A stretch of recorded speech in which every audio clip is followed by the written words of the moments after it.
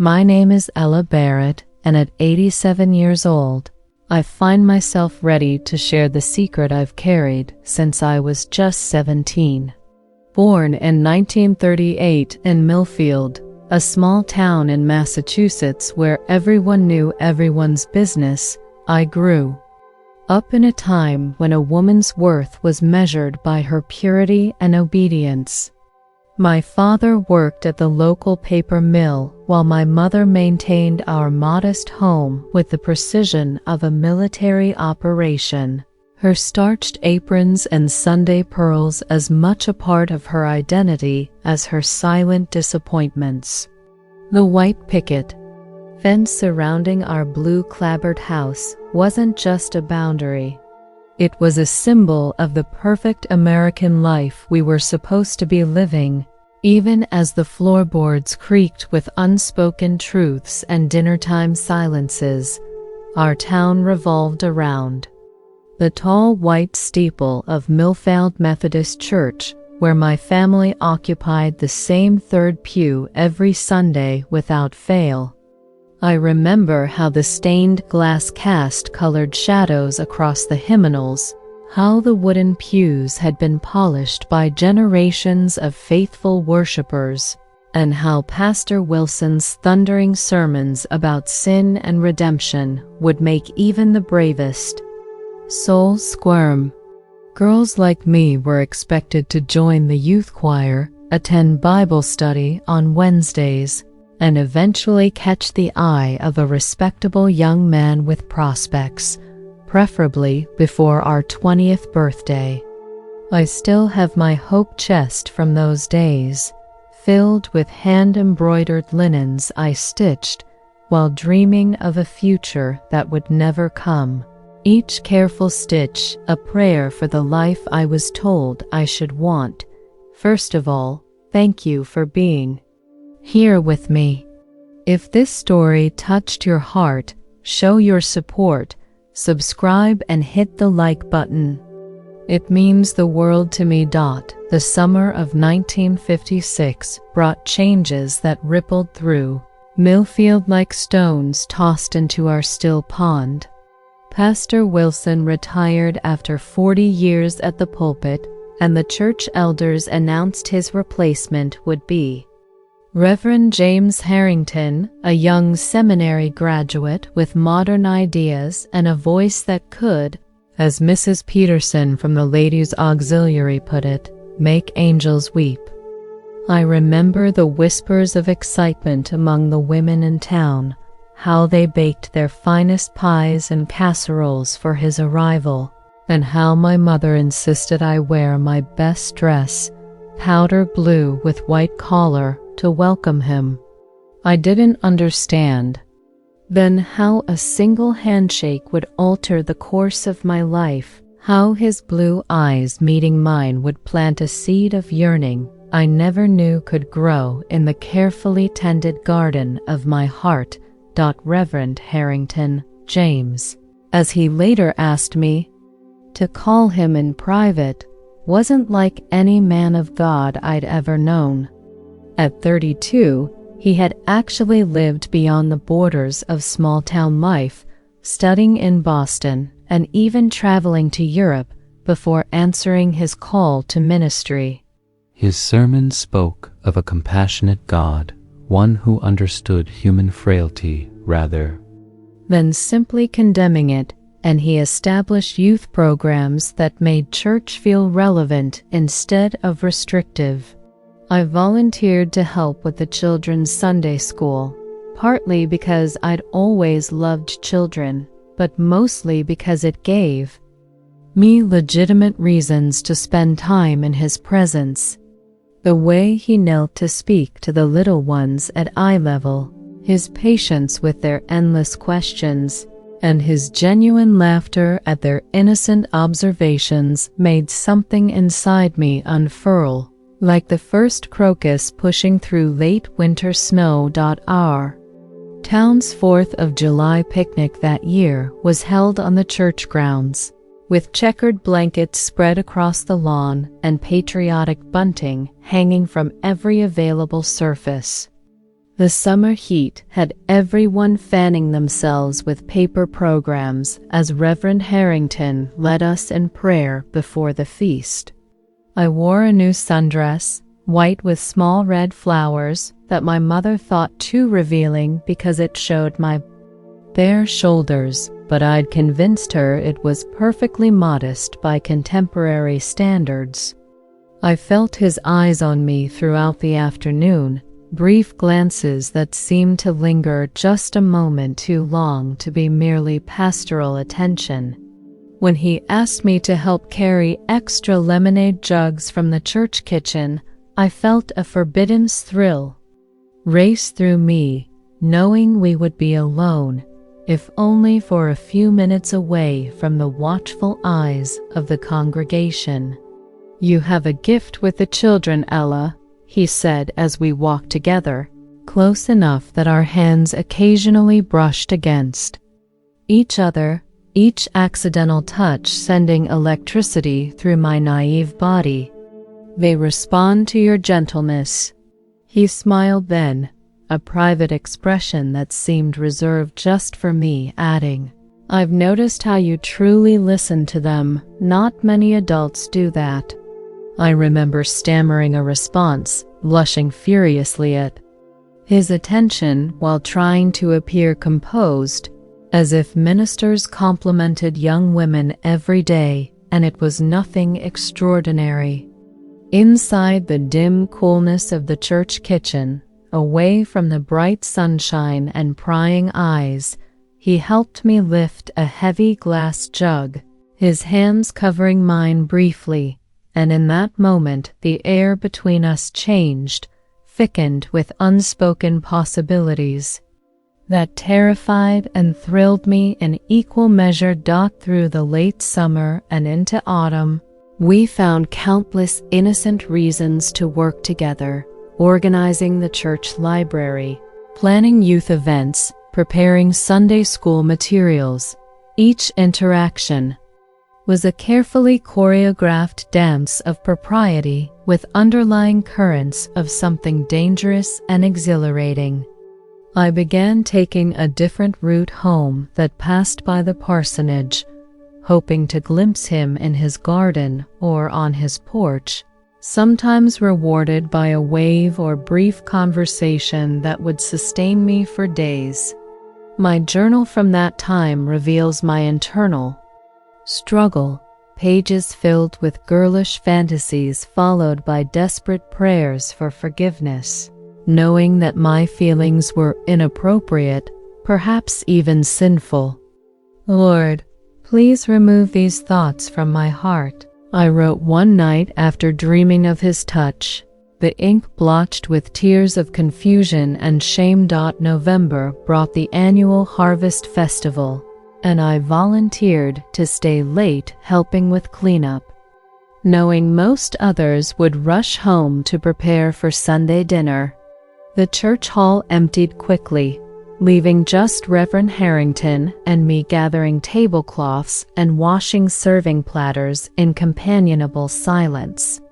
"You must be tired of hearing people call you Reverend all the time," I said impulsively, wanting somehow to bridge the formal gap between us. He looked surprised, then pleased, setting down the dish he was drying to face me fully. "James," he said, his voice lower than usual, "when we're alone, I'd like to just be James to you."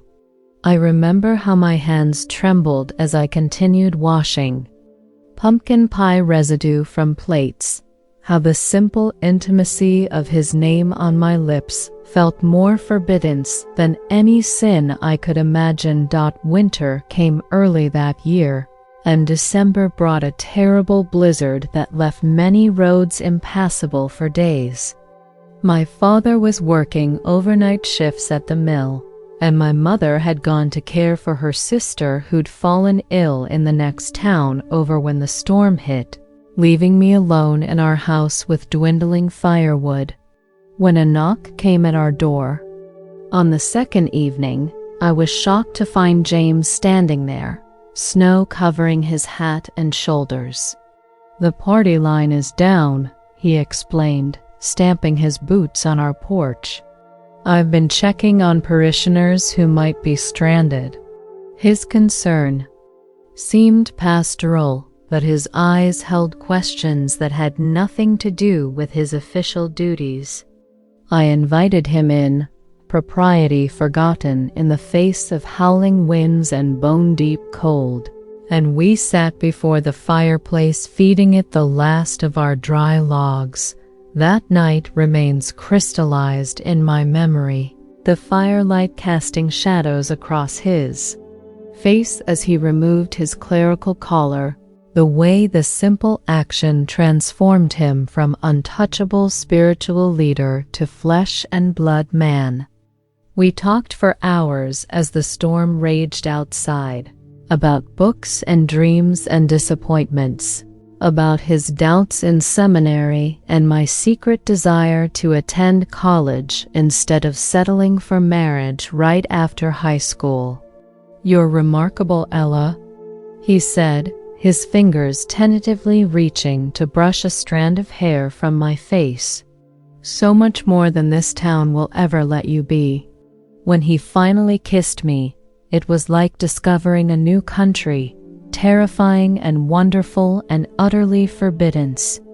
I remember thinking, as his arms encircled me, that this must be what Eve felt reaching for the apple, knowing it was wrong but unable to resist the promise of knowledge, of completion. After that night, we existed in two realities, the public one where he was Reverend Harrington and I was Miss Barrett, the dutiful choir member and Sunday school teacher, and our secret world of stolen moments and hidden passion. We met in the church office after hours, his fingers locking the door before pulling me into embraces that left us both trembling.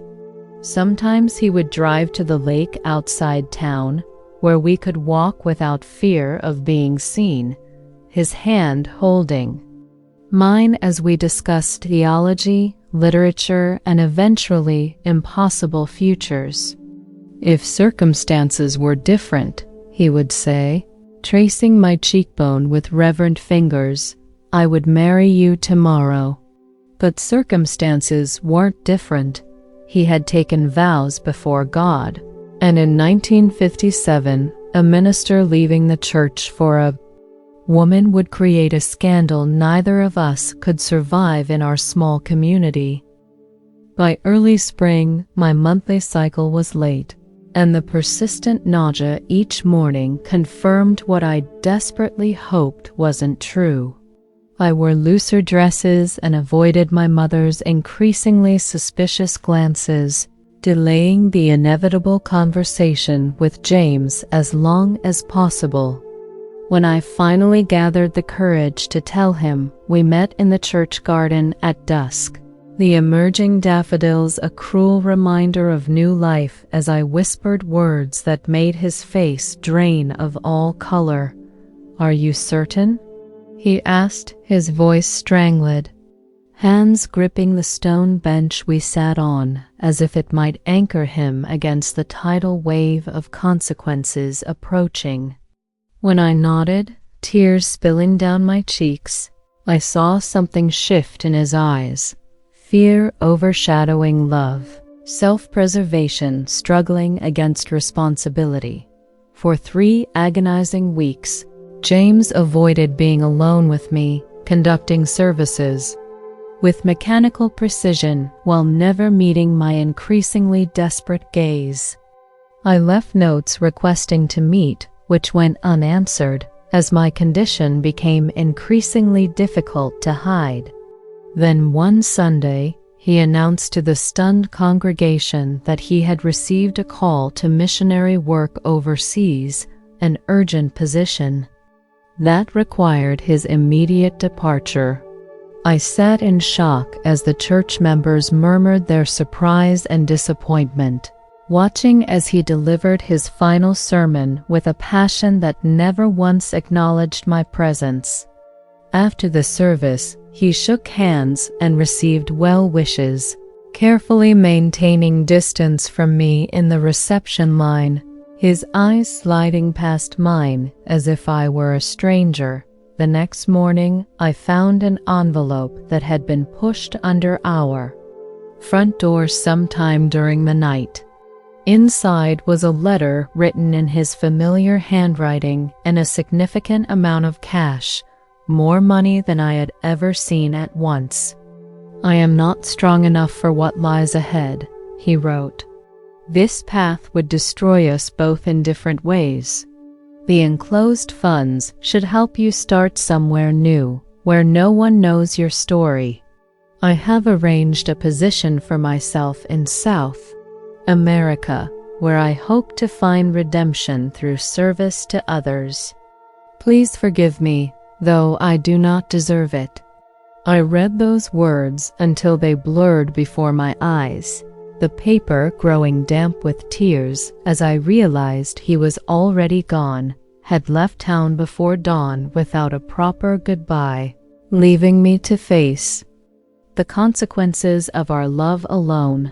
That afternoon, I sat at our kitchen table across from my parents, my secret finally revealed as my mother wept and my father's face hardened into a mask I couldn't recognize. "No daughter of mine," he said, words like stones dropping between us, creating chasms that would never be bridged.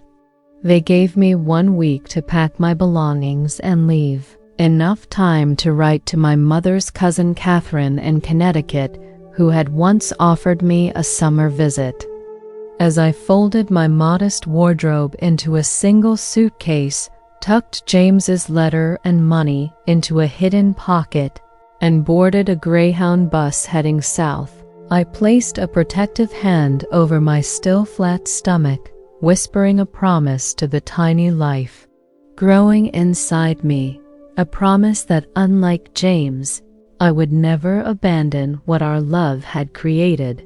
No matter how difficult the road ahead might be, the Greyhound journey to Hartford took almost 7 hours, each mile carrying me further from everything familiar and toward an uncertain future I had never imagined for myself. I watched through rain-streaked windows as Massachusetts disappeared behind me, small towns giving way to larger cities, the landscape changing as dramatically as my life had in just a few short weeks. My hand rested protectively over my abdomen. During that long ride, alternating between prayer and quiet conversation with the child growing inside me, fellow passengers occasionally glanced at the solitary young woman with red-rimmed eyes clutching a weathered Bible, but in the America of 1957, strangers rarely inquired about private sorrows. I rehearsed the story I would tell Cousin Catherine, a hasty marriage to a young soldier who died overseas before we could start our life together, knowing that even this tragic fiction would be more acceptable than the shameful truth. Catherine lived in a modest apartment above a drugstore in West Hartford, a spinster schoolteacher whose independent lifestyle had always scandalized my mother. I remember standing on her doorstep that rainy April evening, suitcase at my feet, letter clutched in trembling hands, terrified she would turn me away like my parents had. When she opened the door, her initial surprise quickly gave way to compassion.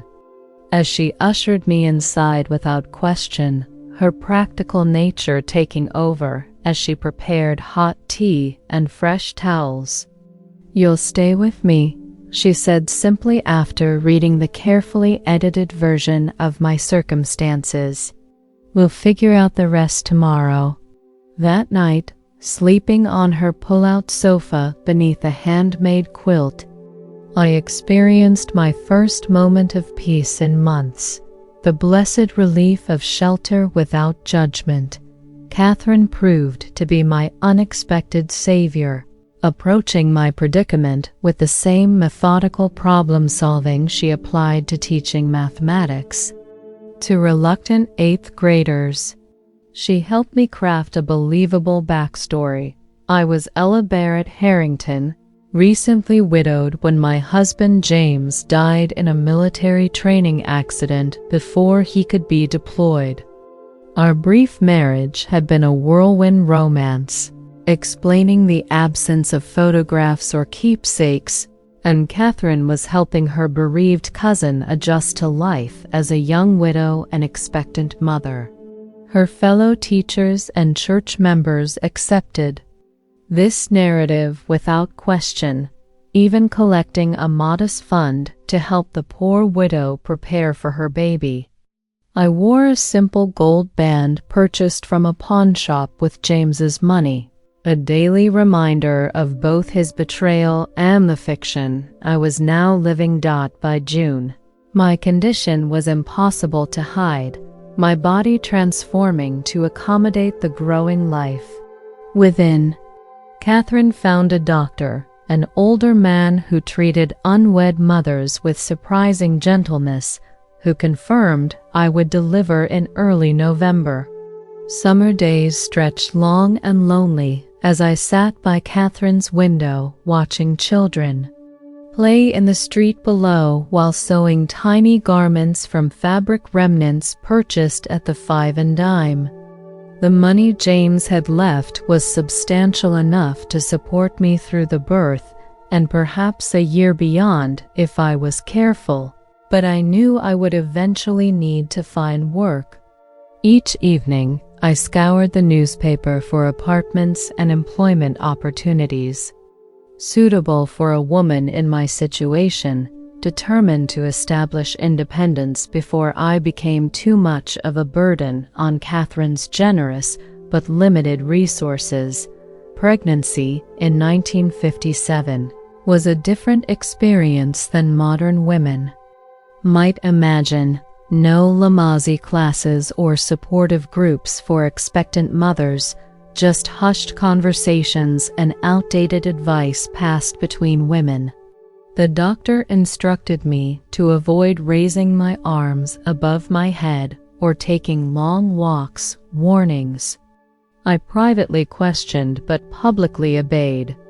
Catherine brought home books from her school library about infant care, and together we studied them in the evenings while listening to Elvis on her small record player, my swollen feet propped on a cushioned stool as we sipped lemonade. Despite the circumstances, those quiet summer evenings created a foundation of friendship between us, a female solidarity neither of us had experienced in our previous lives. Men may come and go, Catherine would say, adjusting her reading glasses. But we women endure, remember that, Ella? In September, I found a small one-bedroom apartment in a modest building where several other women lived alone, widows, divorcees, and working girls whose landlady, Mrs. Petrovich, asked few questions beyond confirmation of regular rent payments. Catherine helped me furnish it with second-hand finds, a crib from a church rummage sale, a rocking chair from her own childhood home, dishes and linens donated by her colleagues who believed themselves to be helping a war widow. I arranged these treasures in my new space with pride and trepidation, creating a home for a family of 2 that existed only in my imagination and the increasingly vigorous movements beneath my heart. At night, I would sit by the window watching headlights pass on the street below, wondering if James ever thought of me, if he regretted his choice to flee, if he ever imagined the child that would carry his blood but never know his name. Sarah Catherine Barrett arrived during the first snowfall of November 1957, after 22 hours of labor that tested every ounce of my strength and resolve. I had chosen not to use Harrington as her surname, a small rebellion against the man who had abandoned us both. The delivery room was clinical and impersonal, nurses efficient but distant as they assisted in bringing my daughter into the world. Without the traditional presence of a proud father announcing cigars in the waiting room. When they first placed her in my arms, tiny, red-faced, with a thatch of dark hair like her father's, the complicated love that flooded through me washed away all doubt and fear. "We'll be fine, little one," I whispered, counting perfect fingers and toes. "Your mother will never leave you." Catherine was waiting when they wheeled us to the recovery room, tears in her usually stoic eyes as she gazed at her namesake, the beginning of a lifelong devotion that would make her the closest thing to a grandmother Sarah would ever know. The early months of motherhood passed in a blur of sleepless nights, endless feedings, and a bone-deep exhaustion I hadn't known was possible. Sarah was colicky, screaming for hours despite my desperate attempts to soothe her while neighbors pounded walls in irritation. I learned to function on fragments of sleep, to change diapers in the dark, to warm bottles one-handed while holding a fussing infant. My day, I would push her carriage through snowy Hartford streets, the rhythmic movement finally lulling her to sleep while I fought against the isolation that threatened to overwhelm me. Young mothers in the park assumed I was like them, married, supported, legitimate, and I neither corrected nor encouraged their assumptions, grateful for brief adult conversations about diaper rash and feeding schedules that normalized my experience, if only for fleeting moments. As spring returned in 1958, I faced the reality that James's money was dwindling faster than anticipated. Catherine suggested I apply for a position as a typist at the insurance company where her brother-in-law worked, offering to watch Sarah during my interviews and training. "You type 90 words a minute," she reminded me, having tested me on her Manuel Smith Corona. "That's a marketable skill, Ella." The personnel manager was initially reluctant to hire a widow with an infant, questioning my reliability as a single parent, but my desperation translated into determined competence. During the skills assessment, I started work in the actuarial department of Connecticut General Life Insurance in April, joining the ranks of women in sensible shoes and modest dresses who powered America's business world from behind typewriters and filing cabinets, invisible but essential cogs in the economic machine. Balancing work and motherhood required a precision worthy of the mathematical calculations I typed daily. I woke at 5 to feed and bathe Sarah before delivering her to Mrs. Kowalski, an elderly Polish widow down the hall who watched several neighborhood children for modest fees. Work days consisted of clicking typewriter keys and avoiding the curious questions of coworkers about my mysterious late husband, returning home exhausted to resume my role as mother until Sarah's bedtime, when I would collapse briefly before washing diapers and preparing bottles for the next day. Sundays were spent at Catherine's local Methodist church, where I sat in back pews praying for strength while wondering if my faith had survived James's betrayal. The pastor there was elderly and kind, his grandfatherly demeanor so unlike James's passionate charisma that I could attend services without painful reminders, finding comfort in familiar hymns and rituals despite knowing how the congregation might judge me if they knew my truth. The early 1960s brought cultural shifts that slowly began changing life for women like me. I remember watching President Kennedy's inauguration on the small black and white television I'd saved 6 months to purchase, holding 3-year-old Sarah on my lap as I explained the importance of the moment. New fashions appeared in department store windows, shorter skirts, brighter colors, promising freedom from the rigid styles of the 1950s that I still wore because alterations were expensive and practicality outweighed fashion in my limited budget. Birth control pills became available, though only for married women, a medical breakthrough that might have changed my life had it arrived a few years earlier. The whispers of women's liberation began appearing in magazines I glimpsed while waiting at the doctor's office, radical ideas about equality and opportunity that seemed as distant from my daily struggle as the moon that America was determined to reach. As Sarah grew from infant to toddler to preschooler, questions about her father became inevitable. "Where's my daddy?" she asked one evening as I tucked her into bed, her innocent face framed by dark curls, so like James's that sometimes looking at her was painful. I had prepared for this moment, crafting a story appropriate for a child's understanding while holding some resemblance to truth. "Your daddy was a man who loved God very much," I told her, stroking her hair. "He had to go away on an important journey before you were born, and he couldn't come back to us." This answer satisfied her temporarily, though I knew harder questions would come as she grew older and more perceptive. At night, I practiced explanations in my mirror, rehearsing versions of our story that might protect her from both the harsh judgment of society and the knowledge of deliberate abandonment that might damage her developing sense of self-worth.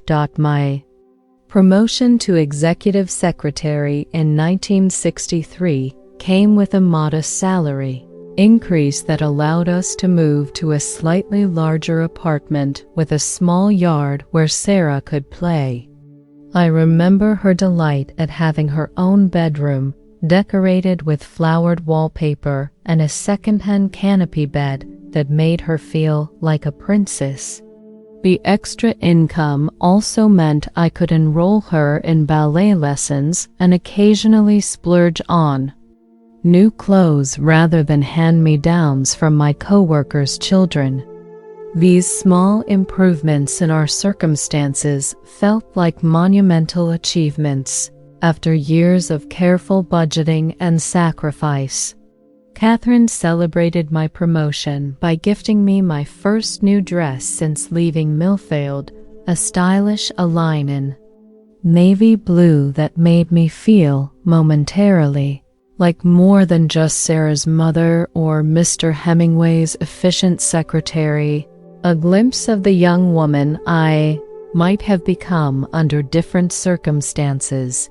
The assassination of President Kennedy in November 1963 marked a turning point in the nation's consciousness and in my personal journey of healing. I remember holding Sarah as we watched the funeral procession on television, explaining death to a 6-year-old who couldn't understand why the beautiful lady in the pink suit looked so sad. Sometimes people leave us before we're ready to say goodbye, I told her, words that applied to so many losses beyond the fallen president. That evening, after tucking Sarah into bed, I retrieved James's letter from the shoebox where I had hidden it years before, reading his words of abandonment with new eyes, not those of a heartbroken girl, but those of a woman who had survived. Despite his predictions of destruction, for the first time, I allowed myself to feel anger rather than just grief. to recognize the selfishness in his choice to preserve his reputation while leaving me to face the consequences alone. I didn't burn the letter as part of some dramatic ritual of release. Instead, I returned it to its hiding place, now just a historical document rather than a talisman of lost love. The world continued changing around us as Sarah entered elementary school. Civil rights march filled television screens. NASA launched rockets toward the heavens, and music transformed from crooners to Beatles seemingly overnight. I joined the PTA and chaperoned field trips, establishing myself as a respectable parent while carefully maintaining the fiction of widowhood that protected us both from social stigma. My supervisor at Connecticut General, Mr. Hemingway, regularly commented on my reliability and efficiency, never knowing that each compliment affirmed what James had doubted, my ability to succeed independently. Female colleagues began attending night school, inspired by Betty Friedan's recently published The Feminine Mystique, but such opportunities remained beyond my reach as a single mother with no family support beyond Catherine's friendship. Instead, I channeled my ambitions into Sarah's future, opening a small savings account for her college education with $5 from each paycheck, determined that my daughter would have choices I had never been offered. By 1965, nearly 8 years had passed since I left Millfield behind, my heart broken but my spirit intact. The girl who had fallen in love with a charismatic young minister had transformed into a woman who managed a household, balanced budgets, maintained a respectable job, and raised a kind, intelligent daughter alone. I had friends among my co-workers and neighbors, people who respected Mrs. Harrington for her quiet dignity and dedicated parenting without knowing the truth behind my carefully constructed life. Some evenings after Sarah was asleep, I would sit at our small kitchen table with a cup of tea, contemplating the parallel life I might have lived had James found the courage to face our situation together. These moments of wonder weren't filled with the desperate longing of earlier years, but rather a philosophical curiosity about paths not taken, choices unmade, and the strength I had discovered within myself precisely because he left. Thank you, I sometimes whispered to his memory, not for the abandonment but for the inadvertent gift of self-reliance. It had forced me to develop a paradoxical gratitude for the betrayal that had ultimately revealed my true capacity for resilience and love. The summer of 1965 marked Sarah's 8th birthday and America's deepening involvement in Vietnam, twin realities that shaped our lives in unexpected ways. Each evening, the television brought disturbing footage of jungle warfare into our living room, alongside debates about the draft that made me silently grateful for having a daughter instead of a son. Sarah watched these images with growing awareness, her questions becoming more complex as her understanding of the world expanded beyond our carefully constructed sanctuary. "Why are those boys fighting so far from home?" she asked one night, her innocence a stark contrast to the grim reality on screen. I struggled to explain a war I barely understood myself, realizing that my daughter was growing up in an America vastly different from the sheltered 1950s world of my own childhood. A world where authority was increasingly questioned rather than automatically respected. At Connecticut General, younger women began appearing in the secretarial pool, wearing shorter skirts and expressing opinions about politics and social issues during lunch breaks, behaviors that would have been unthinkable just a few years earlier. I remained somewhat apart from these discussions, my responsibilities as a single mother forcing a pragmatism that left little room for activism or radical thinking. Yet I found myself quietly cheering when the company finally allowed female employees to wear pantsuits to work in 1966, a small victory in the daily battle between practicality and propriety. Mr. Hemingway, now approaching retirement, confided that he was recommending me for promotion to office manager, a position never before held by a woman in our department. "You're the most capable person here, Mrs. Harrington," he said, using the name I had maintained professionally. "It's about time the company recognized that ability matters more than gender."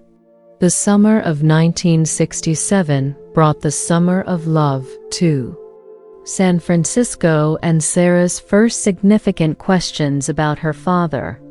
She had returned from school tearful after a father-daughter event was announced, finally asking the question I had rehearsed for years but still felt unprepared to answer. "Why don't I have any pictures of Daddy?" I sat her down at our kitchen table, serving hot chocolate as if the sweetness might soften the necessary half-truths. "Your father was a very private person who didn't like having his photograph taken," I explained, weaving fact with fiction. "He was a minister who felt called to missionary work in South America, but he died before you were born." I showed her the gold band I still wore occasionally, allowing her to hold this tangible connection to the man who had never held her. "He had dark curls like yours and blue eyes that crinkled when he smiled," I added, these details at least being true. "And he would have loved you very much." As Sarah entered adolescence, the generation gap that dominated American culture was mirrored in our household. While I still listened to Nat King Cole and Frank Sinatra on our record player, Sarah saved her allowance for Beatles and later Rolling Stones albums, their rebellious lyrics sometimes making me uncomfortable, though I tried to appear open-minded. Her school friends came from diverse backgrounds, something unthinkable in my segregated 1950s childhood, and our dinner table often hosted animated discussions about civil rights and women's liberation that both impressed and occasionally alarmed me. "Mom, did you know women still can't get credit cards in their own names?" she asked one evening after reading an article about feminist legislation. "That's ridiculous. You've supported us alone for years." Her indignation made me smile, even as I realized she was growing into a world of expanded possibilities that had been unavailable to women of my generation.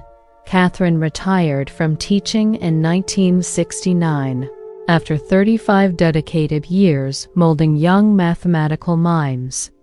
The school threw her an elaborate party where former students, spanning 3 decades, returned to honor Miss Barrett and her unwavering standards of excellence. Standing in that crowded gymnasium watching Catherine receive accolades, I realized how profoundly this unmarried spinster, a term used dismissively in my youth, had impacted hundreds of lives through her chosen profession rather than through motherhood. That evening, as we shared celebratory champagne in her apartment, Catherine revealed her plans to volunteer with a women's education initiative and travel to Europe, freedoms enabled by her lifelong independence. Never let Sarah believe Marriage is the only path to fulfillment, she advised, her eyes bright with possibility despite her 65 years. We're entering an age where women can finally chart their own courses. My promotion to office manager coincided with Sarah's entry into high school and Neil Armstrong's historic moon landing in July 1969. These milestones created a sense of new frontiers being crossed, both in our personal lives and in the national consciousness. The salary increase allowed me to finally purchase a small used Chevrolet, eliminating our reliance on Hartford's limited public transportation and expanding our world considerably. Weekend drives to the Connecticut shoreline became our favorite escape, Sarah collecting shells while I sat watching waves roll endlessly to shore, contemplating how far we had come from those desperate days when I first arrived in Hartford, pregnant and alone. Several of my male colleagues struggled with my new authority, their thinly veiled resentment manifesting in subtle undermining and forgetting to include me in important meetings. I navigated these challenges with quiet determination, proving my competence through results rather than confrontation, aware that as one of the few female managers, my performance would affect opportunities for women who came after me. July 1970 brought Sarah's first serious boyfriend, a thoughtful boy named Michael, whose father taught history at the local high school. I remember how nervous she was introducing him, smoothing her bell-bottom jeans repeatedly while explaining that his family attended the Unitarian Church where many politically progressive families worshipped. Michael called me Mrs. Harrington, with careful respect, unaware of the fabricated nature of my married identity, while engaging Sarah in passionate discussions about Vietnam protests and environmental concerns. Watching them together, her animated expressions, so similar to those I had once directed at James, sparked both joy and apprehension in my heart. I found myself staying up late waiting for her return from dates, not just from maternal concern, but from memories of my own youthful vulnerability and its life-altering consequences. One evening, gathering my courage, I initiated the conversation about physical intimacy that my own mother had never provided, emphasizing respect for herself. Above all else, love should never diminish you, I told her, words distilled from hard experience rather than abstract morality. The truth about Sarah's parentage came dangerously close to exposure. When my parents unexpectedly reached out in late 1971, their letter arriving like a ghost from a past I had carefully buried. My father had suffered a severe heart attack, and my mother, facing his mortality, sought reconciliation with the daughter they had disowned 14 years earlier. Their letter expressed regret without specifically acknowledging the cruelty of their abandonment, asking if they might meet their granddaughter before it was too late. I sat with that letter for days, emotions churning between residual hurt, practical concerns about maintaining our constructed history, and lingering yearning for familial connection despite everything. Sarah, now a perceptive 16-year-old, noticed my distraction and finally confronted me. "Mom, what's wrong? You've been somewhere else all week."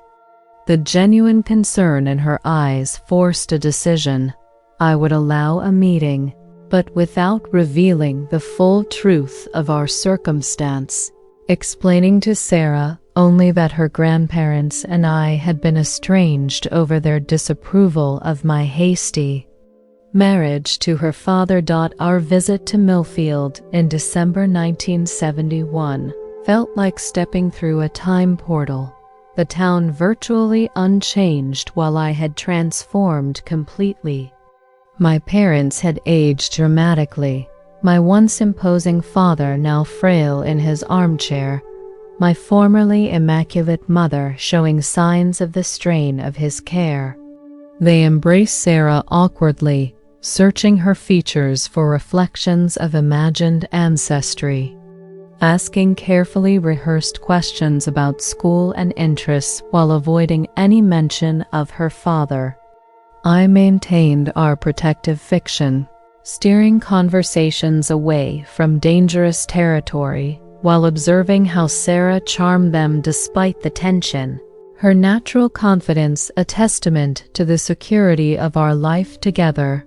The local newspaper featured a small announcement about Ella Harrington and daughter visiting the Barrett family, a notice that sent shivers down my spine as I realized how easily our carefully constructed life might unravel. We left after 3 uncomfortable days, returning to Hartford with mixed emotions but stronger bonds between us. "They seem sad," Sarah observed as we drove away from Millfield for what would prove to be the last time. "I'm glad you raised me differently."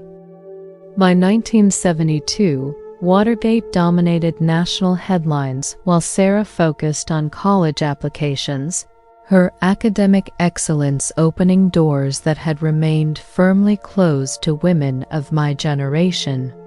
She had inherited my facility with numbers along with James's gift for persuasive speech, a powerful combination that her guidance counselor suggested might translate well to business or law, fields just beginning to admit significant numbers of women.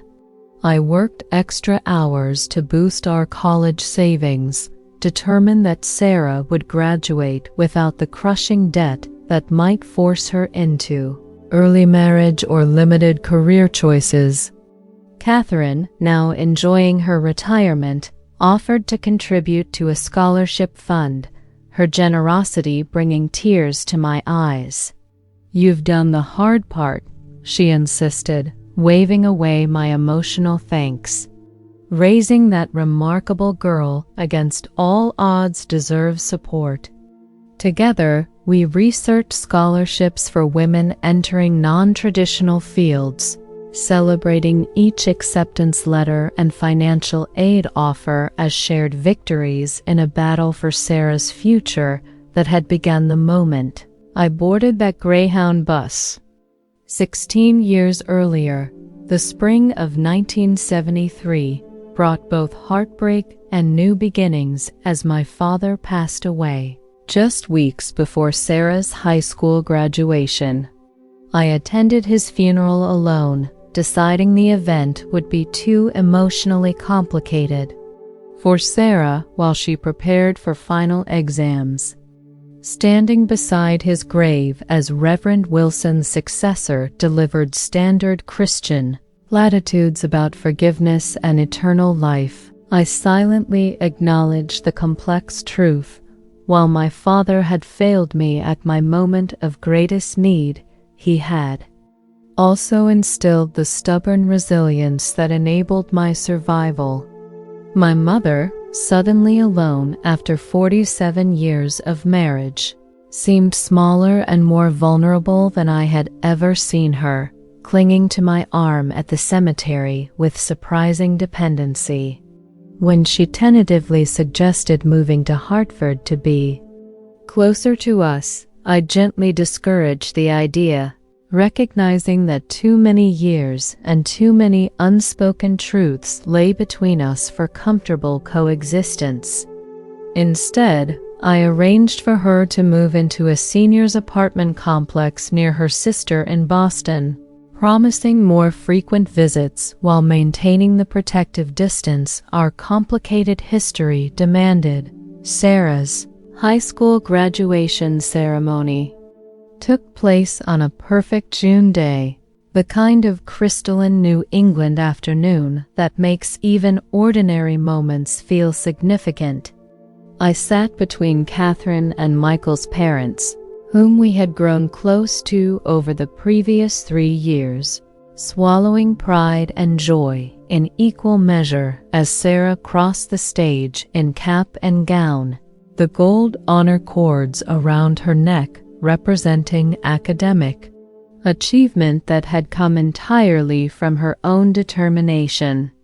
Later that evening, at the small celebration dinner I hosted in our apartment, Sarah announced her decision to attend Wellesley College on a partial scholarship, selecting the prestigious women's institution over several coeducational universities that had offered admission.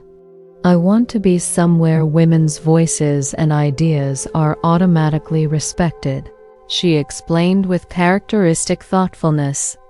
Somewhere being female isn't seen as a limitation. Watching her articulate this choice with such clarity and confidence, I glimpsed the influence of both nature and nurture, James's charismatic conviction tempered by the hard-won wisdom I had tried to impart through example rather than lecture. The summer before Sarah left for college passed in a blur of preparation and anticipation, our small apartment overflowing with dorm supplies and packing boxes. We took one last road trip together, driving to Cape Cod for a week of beach walks and seafood dinners, conversations stretching late into the night as we both recognized the impending transition in our relationship. During one sunset stroll along the shoreline, Sarah linked her arm through mine and asked the question I had secretly dreaded. "Mom, will you be okay when I'm gone?" The concern in her voice, this child worrying about her parent rather than herself, brought unexpected tears to my eyes. "I raised you to fly, Sarah," I answered, squeezing her hand. "Watching you soar will bring me more joy than keeping you grounded ever could." Yet in private moments, I confronted the approaching emptiness of our apartment and the identity shift awaiting me. For 18 years, Sarah's mother had been my primary role, the framework around which I had built my life. Now I faced the prospect of reinvention at 43, navigating a world dramatically different from the one in which I had come of age. My mother passed away unexpectedly in February 1974, a quiet death in her sleep that came before I could fulfill promises of more regular visits. The guilt of this unfulfilled intention mingled with complex grief as I sorted through her personal effects in the Boston apartment, discovering a shoebox containing newspaper clippings about Ella Harrington that she had apparently collected from the Millfield Gazette's social pages over the years. Among these clippings was a faded photograph I had never seen. James in his clerical collar shortly after arriving in Millfield, his youthful face serious yet hinting at the charisma that had captivated my 17-year-old heart. I slipped this unexpected treasure into my purse without examining why I wanted to preserve this image of the man who had abandoned us, perhaps intuiting that Sarah might someday need this tangible connection to her origins. Later that evening, sitting alone in my mother's apartment surrounded by the artifacts of her life, I found myself wanting to ask questions I had never dared raise during her lifetime, about her own dreams, about whether she had ever regretted the harsh judgment that separated us for so many years, about what she might have done in my circumstances. The permanent silence of death rendered these questions eternal mysteries. reinforcing the difficult truth that understanding between generations often comes too late, if at all. With Sarah thriving at Wellesley and Connecticut General's recent implementation of a tuition reimbursement program for employees, I found myself contemplating possibilities previously unimaginable. In the fall of 1974, at 44, I enrolled in evening accounting classes at the local community college, my years of practical experience with numbers finally finding academic application. Sitting in classrooms among students mostly half my age, many of them Vietnam veterans using GI Bill benefits, I experienced a curious blend of determination and insecurity, wondering if my mind remained flexible enough for formal learning after so many years of practical application.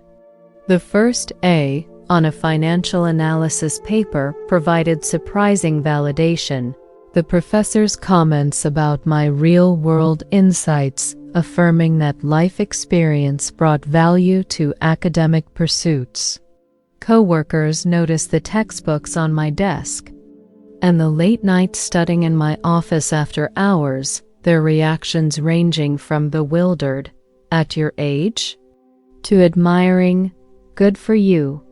Catherine, herself a lifelong educator, offered enthusiastic support, establishing a weekly study session in her apartment, where she would quiz me on accounting principles while serving her famous lemon squares. "It's never too late to become what you might have been," she quoted George Eliot, tapping my textbook for emphasis. "Those years raising Sarah weren't a detour from your path. They were preparing you for this next chapter."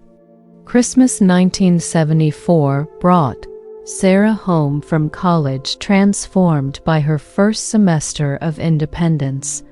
Her vocabulary expanded with feminist theory, her wardrobe including overalls and work boots alongside the dresses I had carefully selected for her high school years, her conversations peppered with references to authors and activists I scrambled to recognize.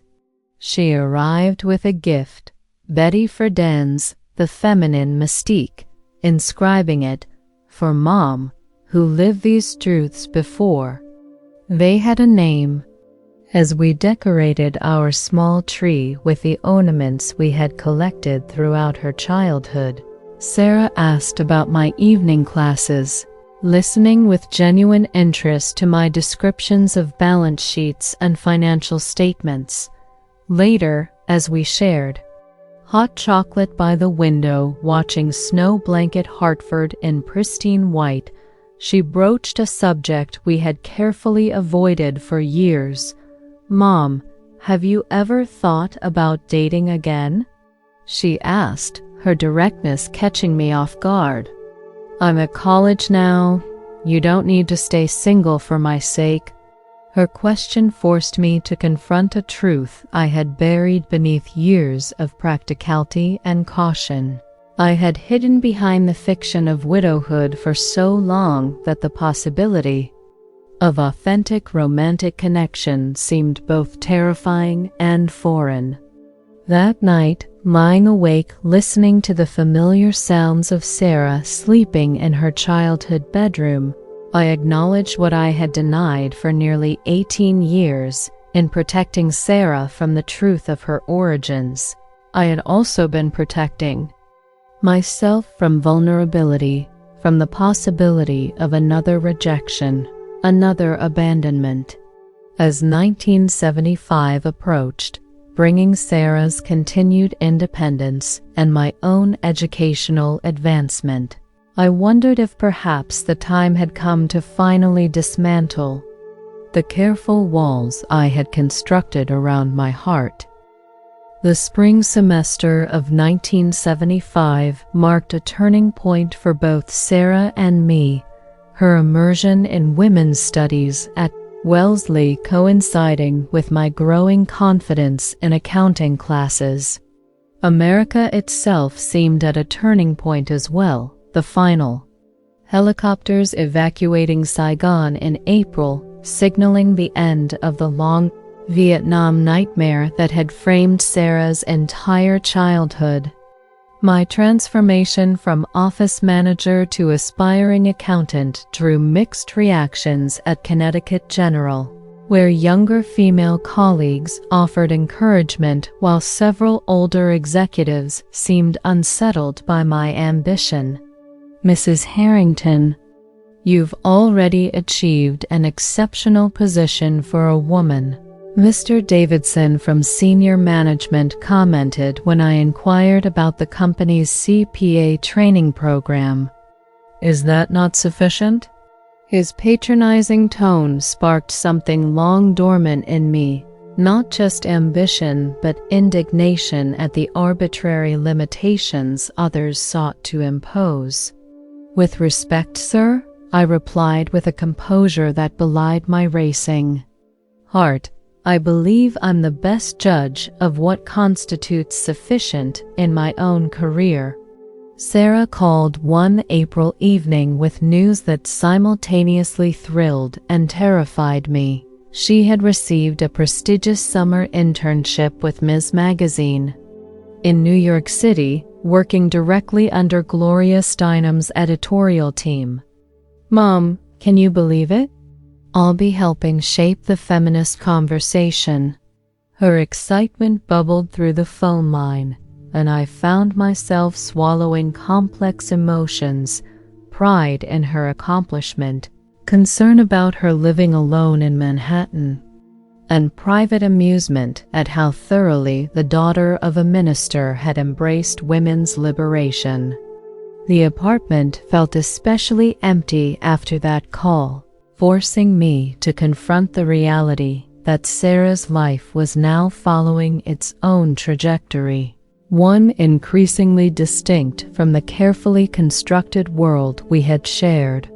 That weekend, Catherine invited me to join her bridge club, a gathering of professional women, most never married or widowed like myself, whose lively conversation and easy laughter offered a glimpse of possibilities beyond motherhood.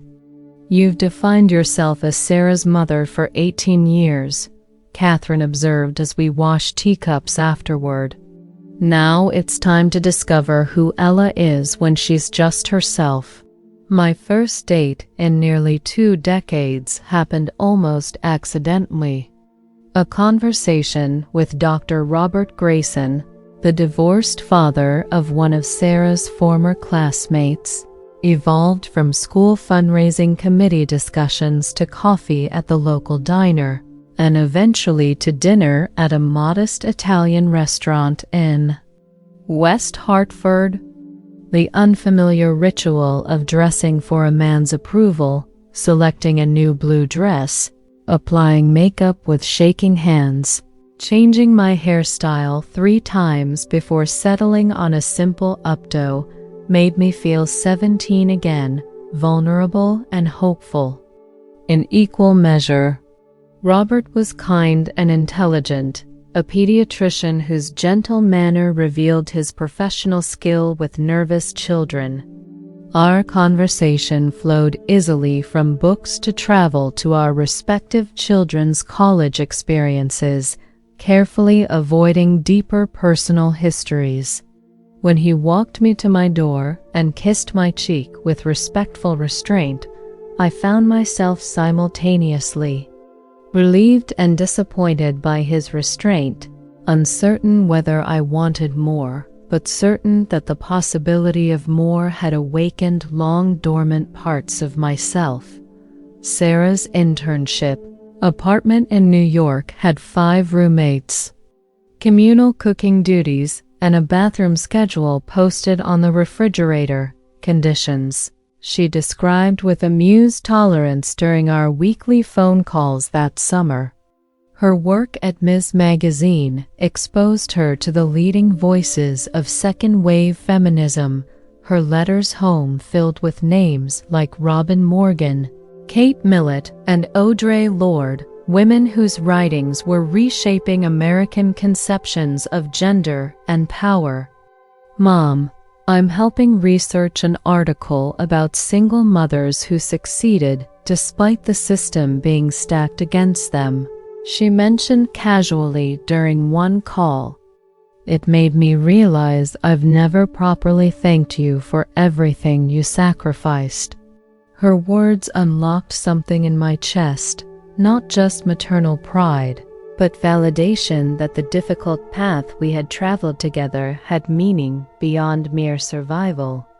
That same week, Robert invited me to accompany him to a medical conference in Boston, the implied overnight stay forcing me to confront questions about intimacy I had avoided for 2 decades.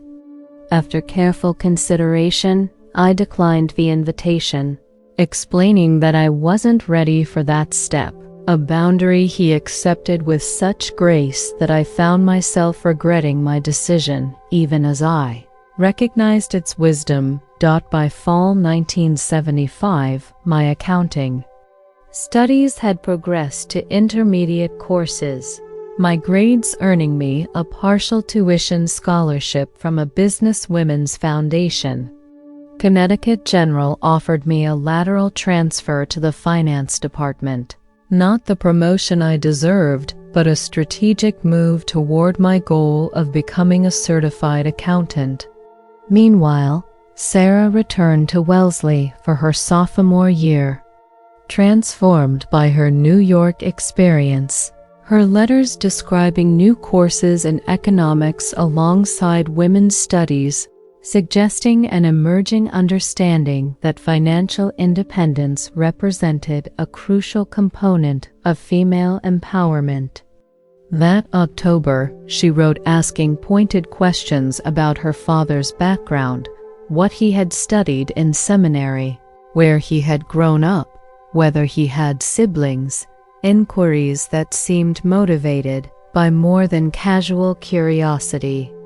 Recognizing the inevitable reckoning approaching, I began drafting a letter explaining the complex truth of her origins, words I revised dozens of times but couldn't bring myself to send, fearing that revealing James's abandonment might damage her emerging sense of self or undermine the confidence she was developing at Wellesley. Christmas 1975 brought Sarah home with a surprise guest, her new boyfriend Daniel, a Harvard law student with wire-rimmed glasses and earnest political opinions who clearly adored her. I watched their interactions with a mixture of joy and trepidation, noting the intensity in their gazes that reminded me of early days with James, hoping Sarah's choice would prove wiser than my own had been. When they announced plans to spend summer 1976 volunteering with a voter registration drive in southern states, I recognized the futility of expressing concern about potential dangers. This independent, young woman would make her own decisions regardless of maternal anxiety. Later that evening, after Daniel retired to Catherine's spare room where he was staying, Sarah and I decorated our traditional Christmas tree while she casually mentioned that she and Daniel were considering marriage after graduation. The ornament I was hanging slipped from my fingers, shattering on the hardwood floor, a physical manifestation of my internal alarm at history potentially repeating itself. Sarah, you're only 19, I began carefully, collecting broken glass while searching for words that wouldn't sound hypocritical coming from a woman who had been pregnant at 18. I think education should come first. There's so much time for marriage later. My accounting degree, an associate's from Hartford Community College, arrived in May 1976 as America prepared for its bicentennial celebration, the concurrent timing feeling somehow appropriate as I experienced my own personal declaration of independence. The ceremony itself was modest compared to Sarah's Wellesley events, but the sight of Catherine and Robert cheering from the audience as I crossed the stage in cap and gown at 46 represented a victory over circumstances that once seemed insurmountable. Connecticut General officially promoted me to junior accountant the following week, the position coming with a corner desk, modest salary increase, and business cards bearing my name and new title. The department director, a pragmatic woman in her 50s who had fought her own battles for recognition, handed me a leather portfolio as a promotion gift, inside which she had tucked an application for the state's CPA examination preparation course. Women like us have to be twice as qualified to get half the credit, she advised bluntly. So let's make you unquestionably qualified. Sarah and Daniel returned from their summer voter registration work with matching sunburns, passionate stories about rural poverty they had witnessed, and strengthened commitment to each other despite my private reservations. Their visits to Hartford became opportunities for spirited dinner table debates about economic inequality, environmental concerns, and corporate responsibility, topics that often placed Robert and me in the uncomfortable position of defending established systems that our children challenged with compelling moral arguments. One August evening, as Robert and I washed dishes while Sarah and Daniel continued debating on the porch, he slipped a wet plate back into the sink and turned to face me directly. "You know, I think I'm falling in love with you, Ella," he said with characteristic directness. "I've been patient because I sense there's something in your past you're not ready to share. But I want you to know I'm here when you're ready." His words hung between us, a tender ultimatum requiring response. I dried my hands slowly, gathering courage to form words I hadn't spoken in decades. "I need to tell you a story, Robert, one that very few people know."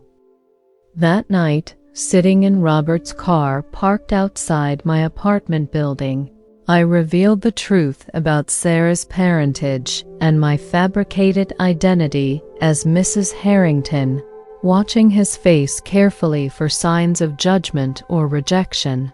Instead, I found steady compassion in his expression as I described James's abandonment, my parents' rejection, and the desperate journey that had brought me to Hartford as an unmarried, pregnant teenager.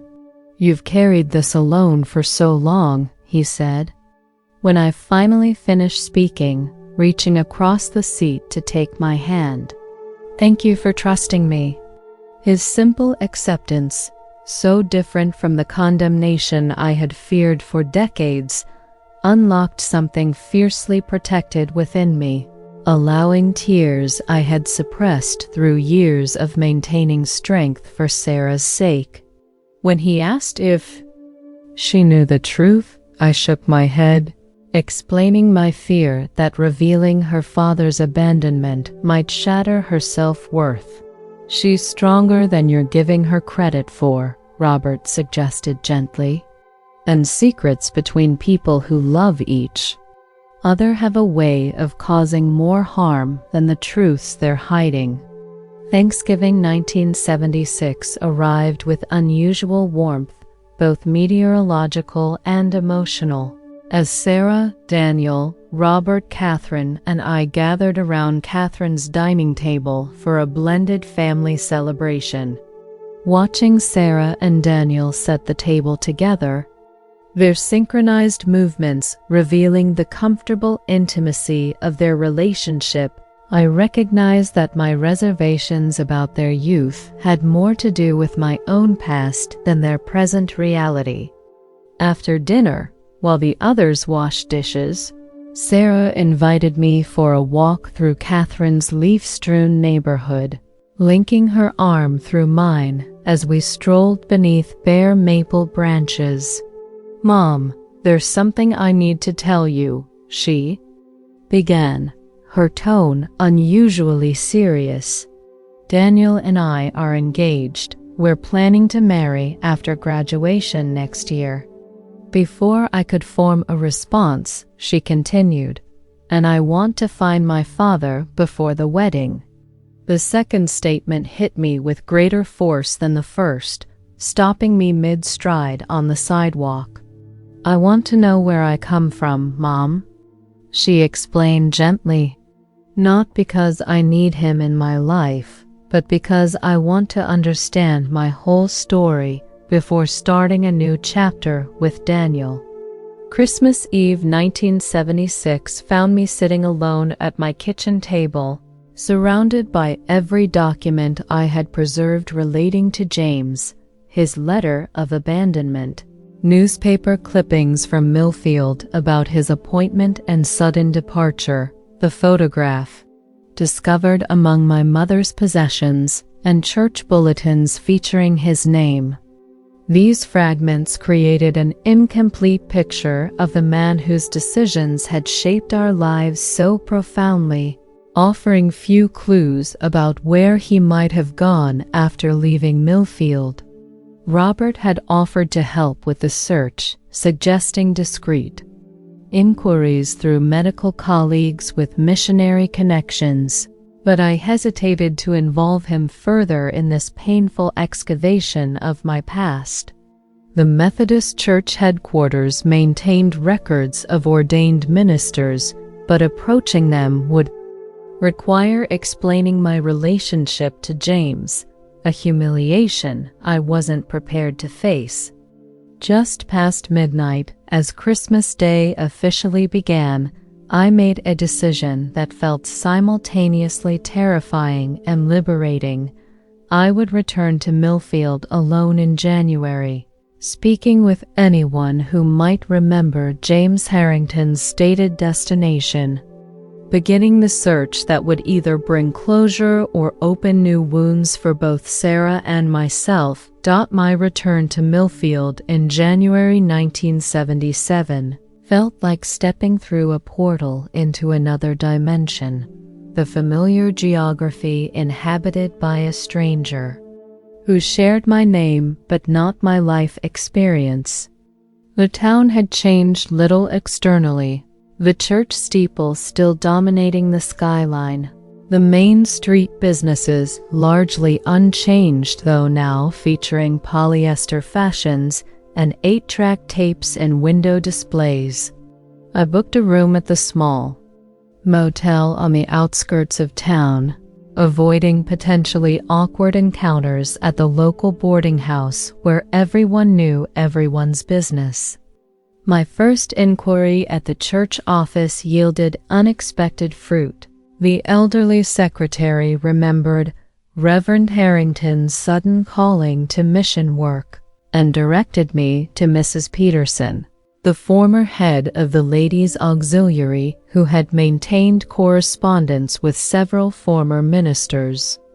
That afternoon, I sat in Mrs. Peterson's cluttered living room, surrounded by ceramic figurines and family photographs, sipping lukewarm tea while crafting a careful fiction about researching past ministers for a church history project. "Oh, young Reverend Harrington," she reminisced, adjusting her bifocals. "Such a shame about his troubles in Bolivia. The typhoid nearly killed him from what I understand." The mention of Bolivia provided the first concrete lead in almost 20 years, a starting point from which to trace James's movements after leaving Millfield.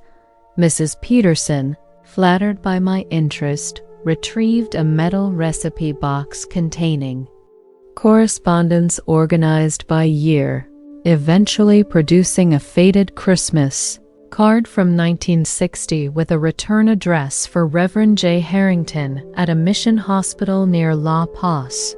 He only wrote that 1 year, she explained, squinting at the address. Said he was recovering from his illness and working as hospital chaplain rather than field missionary.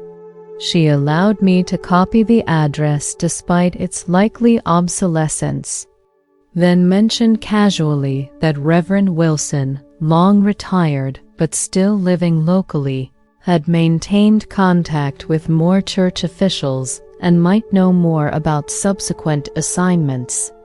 The following morning, I visited Reverend Wilson at the Methodist retirement home on the edge of town, finding a frail but mentally sharp man in his 80s who remembered me immediately despite the passing years. "Ella Barrett," he said, studying my face with rheumy eyes that missed nothing. "I always wondered what became of you after you left town so suddenly."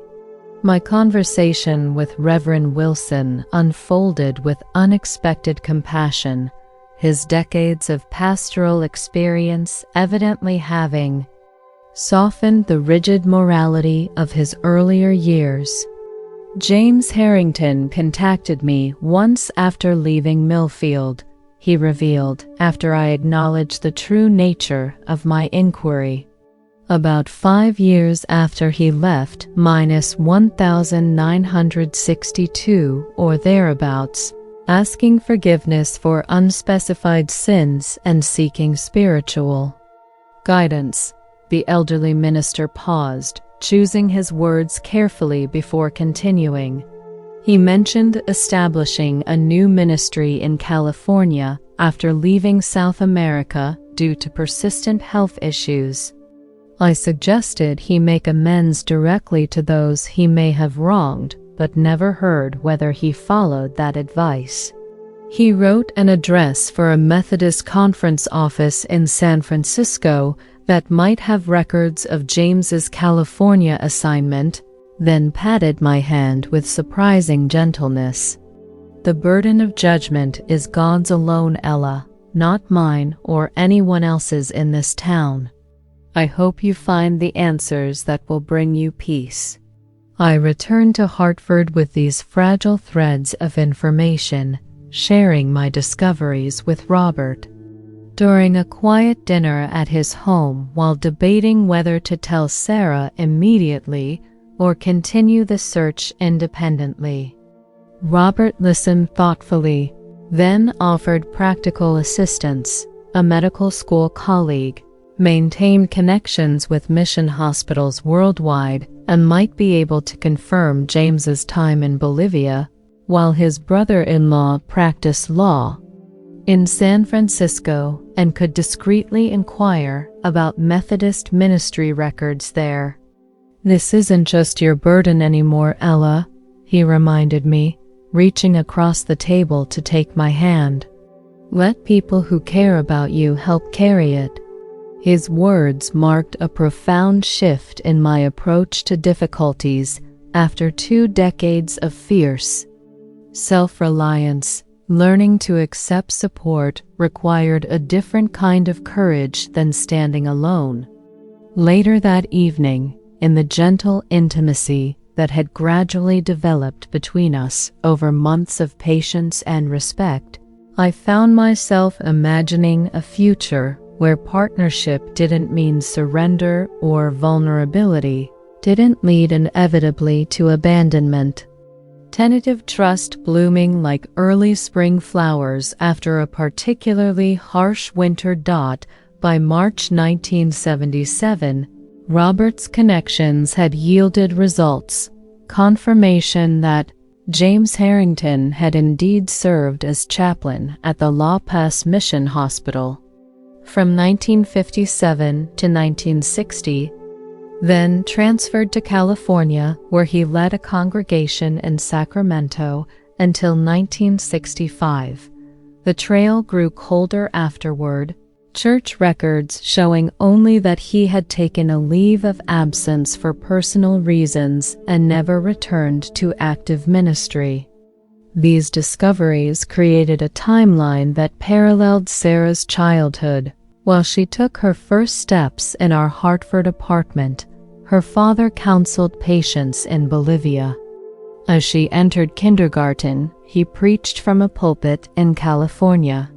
When she lost her first tooth, he disappeared from official records entirely.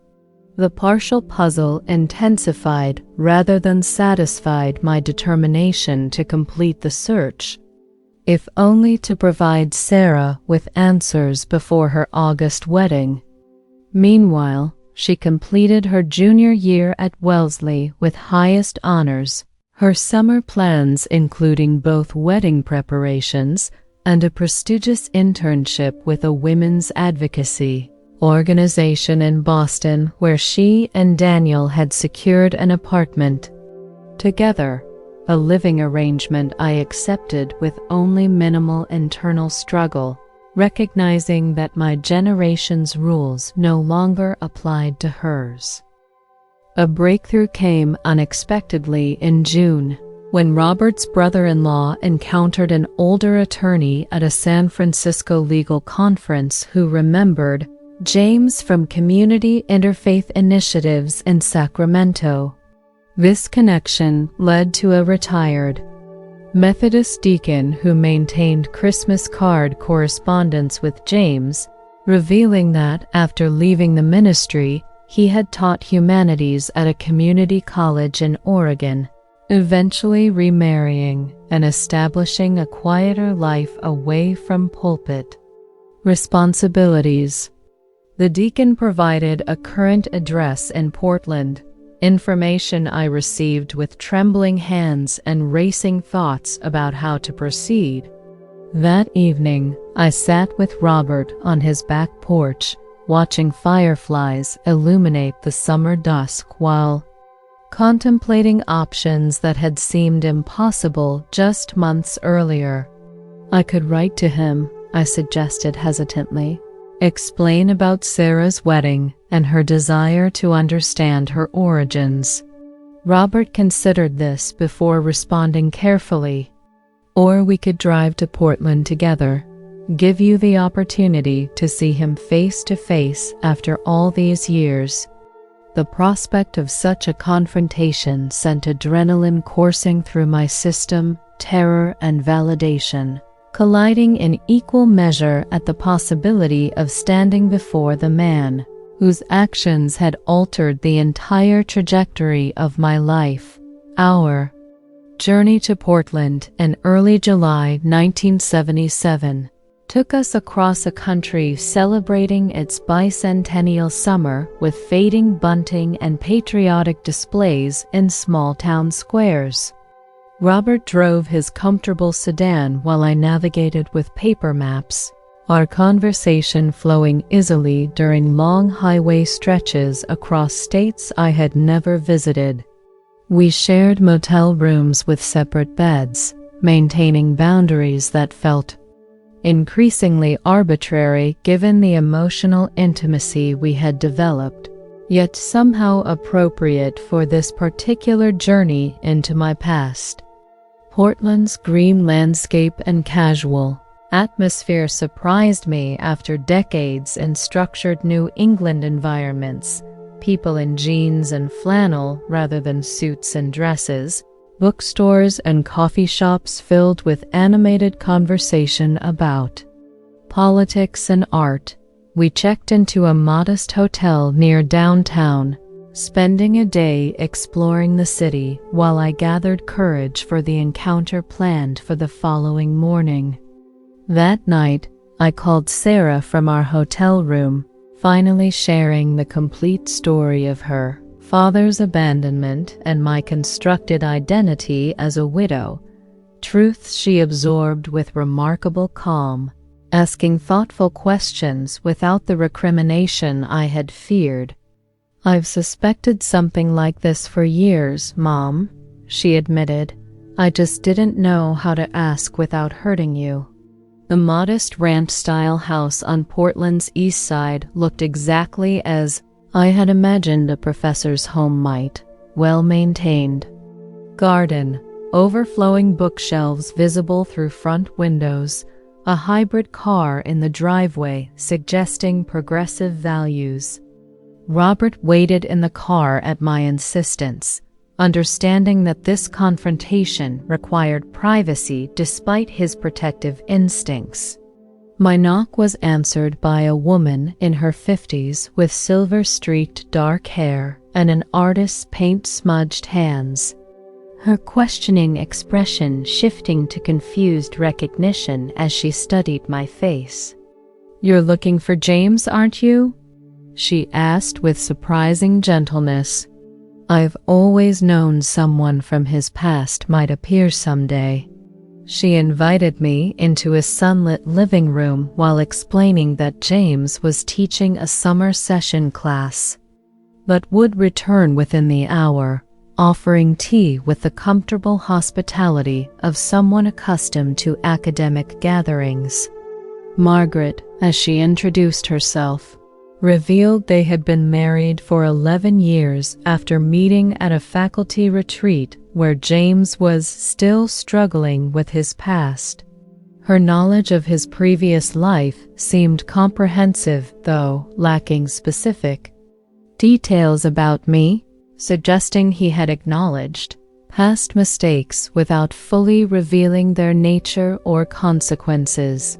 When the front door opened 40 minutes later, I recognized James instantly despite the 20 years that had transformed us both, his dark curls now silver at the temples, lines etched around eyes that had once gazed at me with such intensity, his tall frame slightly stooped from years of bending over books and papers. He froze upon seeing me, bag of groceries suspended mid-motion, face draining of color as though he'd encountered a ghost rather than flesh and blood. "Ella," he whispered, her name both question and confirmation. Margaret quietly excused herself to another room, evidently having anticipated this moment in some form throughout their marriage. The silence stretched between us, decades of unspoken words creating almost physical pressure in the sunlit room filled with evidence of the comfortable, respected life he had built while I struggled alone with the consequences of our shared actions. Finally, I found my voice, speaking the words I had rehearsed throughout our cross-country journey. "Our daughter is getting married next month, James. She would like to know her father before she begins her own family." His groceries dropped forgotten to the floor as he sank heavily into an armchair, tears forming in eyes that had once promised me eternity but couldn't face a single moment of accountability. When it mattered most, our conversation unfolded slowly that July afternoon. 20 years of silence dissolving into halting explanations and unfinished sentences as James struggled to articulate justifications for choices that seemed increasingly indefensible in the clear light of accountability.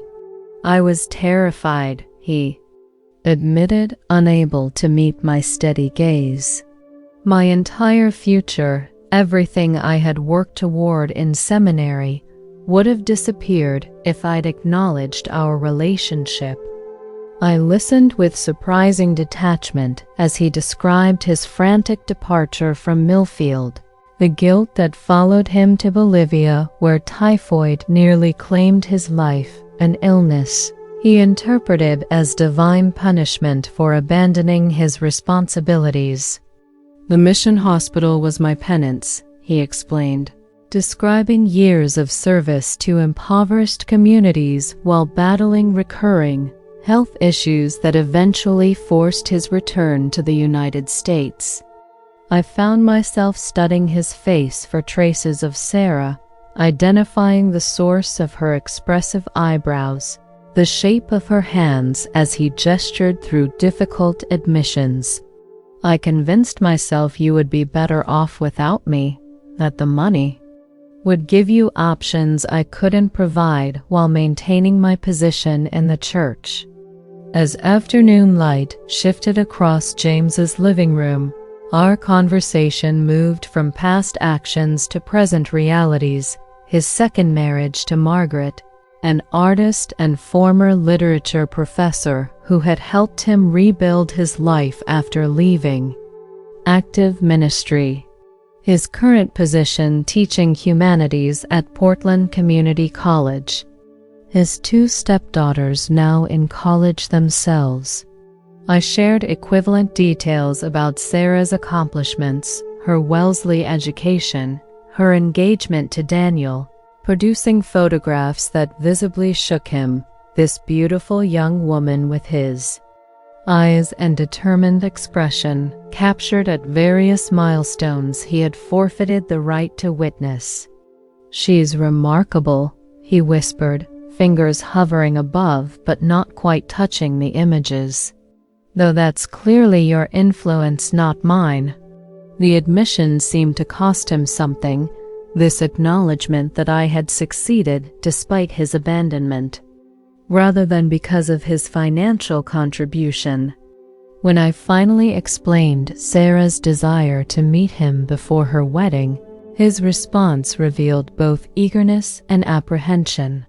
"Do I deserve to be part of such an important day when I contributed nothing to her journey there?" He asked the question, directed more toward himself than me. I left James's house that evening with tentative arrangements for him to call Sarah directly, the decision about their relationship and his potential role in her wedding ceremony belonging rightfully to her, rather than me. Robert waited patiently in the hotel lobby, his steady presence offering grounding after the emotional turbulence of confronting my past so directly.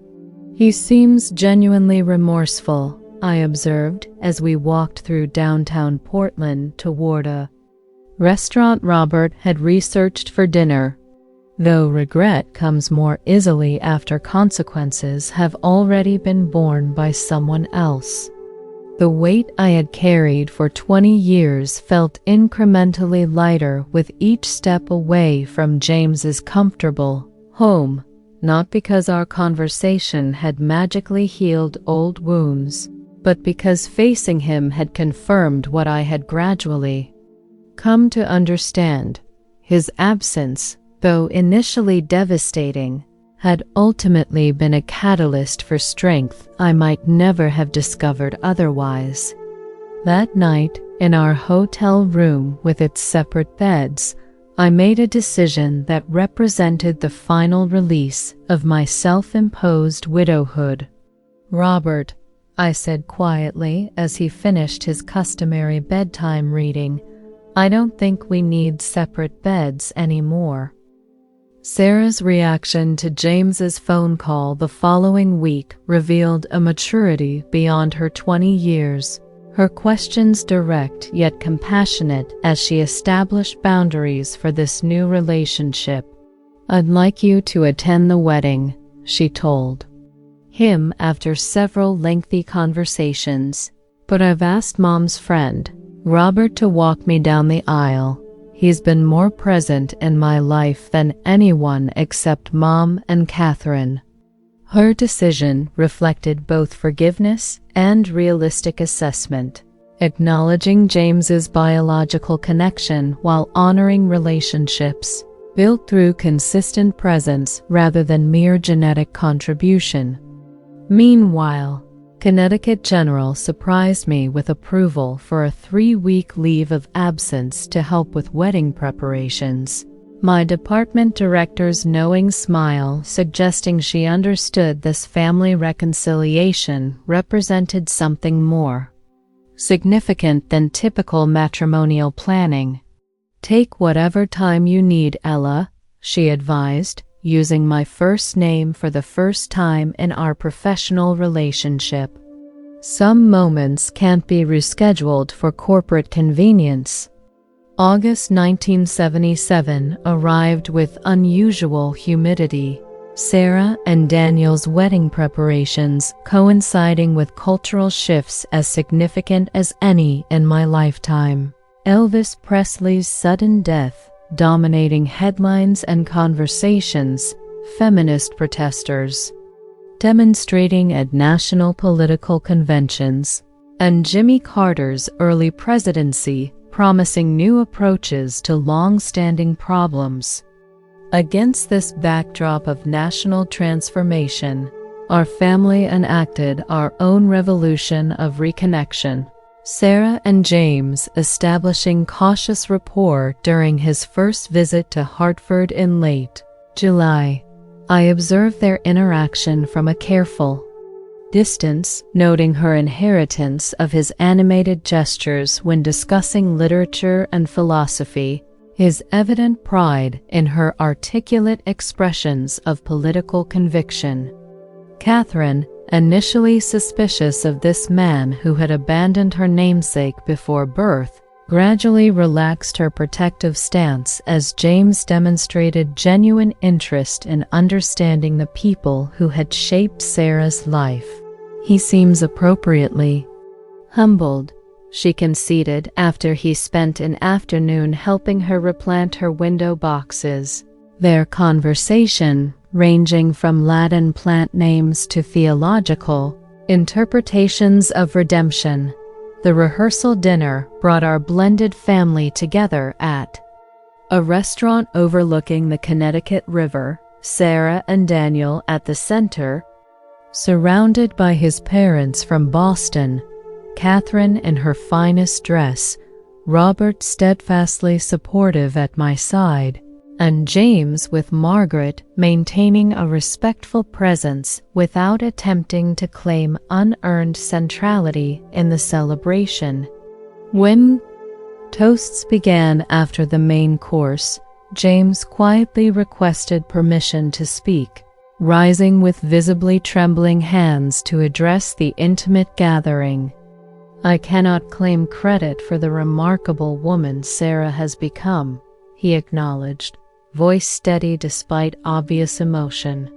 That honor belongs entirely to Ella, whose strength and wisdom guided Sarah when I failed in my responsibilities. His public acknowledgement of abandonment and my subsequent accomplishment alone felt like vindication 2 decades in coming, not because I needed external validation, but because truth spoken aloud carries healing power that silence can never provide. Later that evening, as Robert drove us home, he reached for my hand across the car's center console. "I'm proud of you," he said simply. "Your generosity in allowing him to be present speaks volumes about who you are." Sarah's wedding day dawned. Bright and clear, the August heat tempered by a merciful breeze that rustled the maple trees surrounding Catherine's backyard, where we had arranged chairs and flowers for the intimate ceremony. I helped Sarah dress in her bedroom, the same room where she had stayed during countless childhood visits, adjusting the simple ivory gown she had chosen over traditional frou-frou styles, securing the wildflower crown that complemented her unconventional preference for bare feet on the grass. "Are you nervous?" I asked, meeting her eyes in the mirror as I fastened her grandmother's pearl necklace, my mother's last gift, now connecting generations despite complicated histories. "Not about marrying Daniel," she answered thoughtfully, "but about doing better than the examples I've seen. No offense, Mom." Her honesty stung briefly before I recognized its legitimacy. Her awareness of relationship complexities represented wisdom rather than criticism. "That's exactly what every generation should aspire to," I assured her, squeezing her shoulders gently. "Better understanding, better communication, better choices than those who came before." The ceremony itself reflected Sarah and Daniel's progressive values while honoring meaningful traditions, Robert escorting me to my front row seat before returning to walk Sarah across Catherine's garden. James sitting beside Margaret in the second row, his presence acknowledged but not centered. Daniel's younger sister playing violin as Sarah appeared in the doorway. Their self-written vows emphasizing partnership and equality rather than outdated concepts of possession or obedience. When the young Unitarian minister pronounced them married, butterflies rose serendipitously from nearby flowering bushes, their orange wings catching sunlight as guests applauded the culmination of vows spoken with clear-eyed commitment rather than naive romanticism. During the reception that followed, I watched James approach Sarah during the informal dancing, their brief conversation ending with a tentative hug that represented not complete reconciliation, but perhaps the beginning of understanding. Later, as cake was served on Catherine's mismatched china collected over decades of yard sales, I found myself standing beside Margaret, James's second wife, whose artistic sensibility was evident in her flowing dress and unusual silver jewelry. "Thank you," she said unexpectedly, sipping champagne while watching James chat with Daniel's parents, "for allowing him this chance at partial redemption. He's spent 20 years trying to atone for leaving you and Sarah." As summer transitioned to fall, life established new patterns, Sarah and Daniel settling into married student housing at Harvard Law School, my relationship with Robert deepening toward comfortable domesticity, my CPA studies accelerating. With encouragement from my supervisor at Connecticut General, and tentative monthly letters from James to Sarah establishing a relationship that would never be traditionally paternal but might eventually become meaningfully connected. October brought unexpected news when Catherine's doctor discovered a suspicious mass during her routine examination. Subsequent tests confirming early-stage breast cancer requiring immediate surgery followed by radiation treatments. Without hesitation, I transformed my living room into a temporary bedroom, moving furniture and installing a hospital bed delivered by Medicare Services for Catherine's post-surgical recovery. "This is completely unnecessary," she protested weakly as Robert and I helped her navigate the 3 steps into my apartment after her hospital discharge. I could manage perfectly well at home. Her objections lacked conviction, however, as the physical toll of radical mastectomy and lymph node removal had temporarily transformed my fiercely independent mentor into someone requiring assistance with basic daily activities. Caring for Catherine through her recovery shifted my perspective on nurturing relationships, where mothering Sarah had been instinctive despite its challenges. Supporting Catherine required different forms of attention and respect for her lifelong autonomy. I learned to provide help without hovering, to recognize when her requests for independence represented necessary dignity rather than unreasonable stubbornness, to balance my accounting studies and relationship with Robert against her fluctuating needs during radiation treatments that left her alternately nauseated and exhausted. Robert's medical background proved invaluable during this period, his gentle manner and practical suggestions easing Catherine's reluctant transition into patienthood. "I never expected to need anyone at this stage of life," she admitted one evening as we sat reviewing her medication schedule. Teaching mathematics for 35 years required exactly zero vulnerability. Her frustration with physical limitations manifested in short-tempered moments she would later apologize for, creating opportunities for me to return the unconditional acceptance she had offered when I arrived in Hartford as a desperate teenager with few options and fewer skills. Thanksgiving 1977 brought our newly configured family together again. Sarah and Daniel driving from Cambridge, Robert preparing turkey in my small kitchen while wearing an apron over his button-down shirt, Catherine directing operations from her recliner despite medical advice to rest, and even James and Margaret flying east to continue building tentative connections with a daughter they were just beginning to know. The apartment felt overcrowded yet perfectly filled, conversations overlapping as Sarah and Daniel debated legal precedents with Robert, while James discussed literature with Catherine, whose sharp intellect remained undiminished by physical challenges.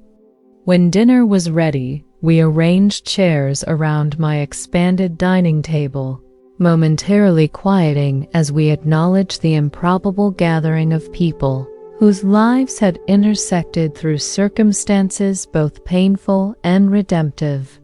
"I'd like to offer thanks," Catherine announced unexpectedly, her voice stronger than it had been in weeks. "Not just for food and health, but for second chances, in relationships, in careers, in discovering parts of ourselves we never knew existed until circumstances forced their emergence." Christmas 1977 marked another milestone as Robert proposed marriage on Christmas Eve, presenting not a diamond ring but keys to a modest Victorian house in West Hartford he had found for sale, near the community college where I continued evening classes. "I thought we might combine households properly," he explained as we sat beside my small decorated tree, Catherine having returned to her own apartment after receiving encouraging medical reports. The house has a separate entrance apartment that Catherine might consider for those times when independence and proximity seem equally important. The thoughtfulness of his proposal, acknowledging both our relationship and my ongoing commitment to Catherine, reflected exactly the partnership I had never experienced with James. My acceptance came without reservation, decades of self-protective caution finally yielding to evidence of reliability and mutual respect. Later that night, cradled in Robert's arms as snow fell outside my bedroom window, I reflected on how thoroughly my life had transformed in just 2 years, from isolated self-sufficiency to interconnected relationships that strengthened rather than diminished my independence. Our wedding in February 1978 was deliberately small and unsentimental. A civil ceremony at the courthouse followed by lunch at a favorite restaurant with Sarah, Daniel, Catherine, and a few close colleagues as witnesses. At 48, I had no interest in white dresses or traditional pageantry, choosing instead a tailored blue suit and carrying a single gardenia that perfumed the judge's chambers with subtle fragrance. We exchanged simple gold bands and practical vows focused on companionship and mutual support rather than romantic idealization, the ceremony lasting barely 15 minutes before we emerged into February sunshine as officially married partners. Robert's teenage children from his first marriage, Jennifer and Michael, both college students who visited during holidays, attended with cautious acceptance. Their relationship with me still developing, though eased by Sarah's enthusiastic embrace of her new step-siblings. Catherine, looking remarkably recovered in a lavender dress and jaunty hat, whispered as she hugged me afterward, "I never thought I'd see you marry for love rather than necessity. This makes everything worthwhile." Spring brought professional advancements alongside personal contentment, my completion of CPA prerequisite courses coinciding with Connecticut General's announcement of internal restructuring that created new senior positions in the finance department. My application for promotion received support from unexpected allies, including several male executives who had witnessed my dedicated progression from secretary to accountant over 2 decades. Mrs. Grayson has demonstrated exceptional commitment to professional development while maintaining consistent excellence in her current position. My department director wrote in her formal recommendation letter the title change from Mrs. Harrington to my new married name, representing just one of many transformations in my identity. When the promotion to senior accountant was confirmed in May 1978, the accompanying salary increase meant I could finally afford to repay Robert for his investment in our shared home, establishing financial equality in our marriage that matched our emotional partnership. "I married you for your mathematical brilliance, not your bank account," he teased when I insisted on contributing equally to household expenses. "But I respect your need for independence too much to argue." Sarah's senior year at Wellesley coincided with nationwide debates about women's opportunities in traditionally male-dominated fields. Her honors thesis examining economic barriers to female advancement in corporate structures, receiving departmental recognition and interest from several graduate programs. Meanwhile, Daniel's law studies at Harvard focused increasingly on civil rights legislation, their shared apartment becoming a gathering place for student activists, planning awareness campaigns about workplace discrimination and reproductive rights. Their visits to our West Hartford home brought energetic discussions about social justice and institutional inequities, conversations that sometimes placed Robert and me in the position of explaining historical contexts while acknowledging the legitimacy of younger perspectives. One Sunday afternoon, as Daniel and Robert debated affirmative action policies over coffee in our sunroom, Sarah pulled me into the kitchen under pretense of helping with dishes. "Mom," she whispered with uncharacteristic nervousness, "how did you feel about becoming a mother when you weren't much older than I am now?" The question's implications were immediately clear, her hand unconsciously resting against her abdomen in a gesture I recognized from my own experience 2 decades earlier. My initial response to Sarah's pregnancy announcement combined instinctive joy with practical concerns about timing. Her Wellesley graduation mere months away, Daniel still in the middle of law school, their financial dependence on scholarships and part-time jobs seemingly incompatible with childcare responsibilities. Yet I caught myself before voicing these reservations, remembering how thoroughly external judgment had compounded my own terror when facing similar circumstances. Instead, I wrapped my arms around my daughter, feeling the slender body that had once grown within my own, and whispered the words I had desperately needed but never received at 17. "Whatever path you choose, I'm with you completely." Later that evening, after Sarah and Daniel announced their news to Robert during dinner, the 4 of us sat discussing practical options rather than moral implications. their circumstance distinguished from my history by the critical difference of mutual commitment and family support rather than abandonment and rejection. Wellesley has family housing for married students with children, Sarah explained, her researcher's thoroughness already evident. And there's a wait list for the campus childcare center, but my advisor thinks she can help prioritize our application since I'll be finishing my degree.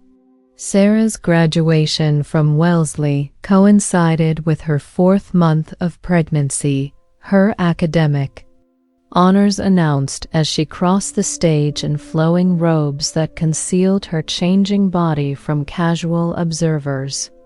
James and Margaret attended the ceremony alongside Robert and me, our unlikely family alliance representing a complex tapestry of reconciliation and restitution across decades of separation. That evening, celebrating at a restaurant near campus, I observed James watching Sarah with a mixture of pride and regret, his missed opportunities evident in every milestone she referenced from childhood and adolescence. When conversation turned to the baby's arrival expected in November, traditional grandparent titles required negotiation. Catherine, already designated as honorary grandmother by lifelong presence rather than biological connection. James and Margaret's role requiring sensitivity to their limited history with Sarah. Robert's position as my husband, creating step relationships that transcended typical genealogical categorization. Perhaps the baby could call you Professor, Sarah suggested to James, with gentle humor that acknowledged their academic connection rather than pretending at conventional father-daughter bonds. And Margaret could be Nona, honoring your Italian heritage.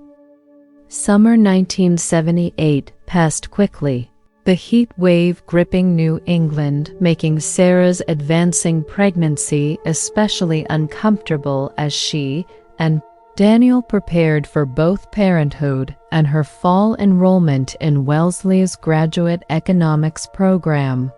My weekends frequently involved driving to Cambridge with furniture and baby equipment rescued from neighborhood yard sales, helping establish their expanded living space in married student housing, while offering practical advice filtered through awareness of changed circumstances between my experience and hers. The difference isn't just better social acceptance of your situation, I explained one afternoon as we assembled a second-hand crib in their bedroom. It's having partnership rather than abandonment, support rather than judgment, and options beyond mere survival. Meanwhile, my professional advancement continued as I passed the initial sections of the CPA examination, my scores high enough to qualify for consideration for Connecticut General's Specialized Tax Accounting Division, a department previously dominated by male accountants with minimal female representation. Robert's pride in my accomplishments manifested in practical support, taking over household responsibilities during my intensive study periods, converting the Victorian home's 3rd bedroom into a dedicated office space where I could spread materials without disruption, and celebrating each professional milestone with genuine enthusiasm, untainted by insecurity about my growing independence.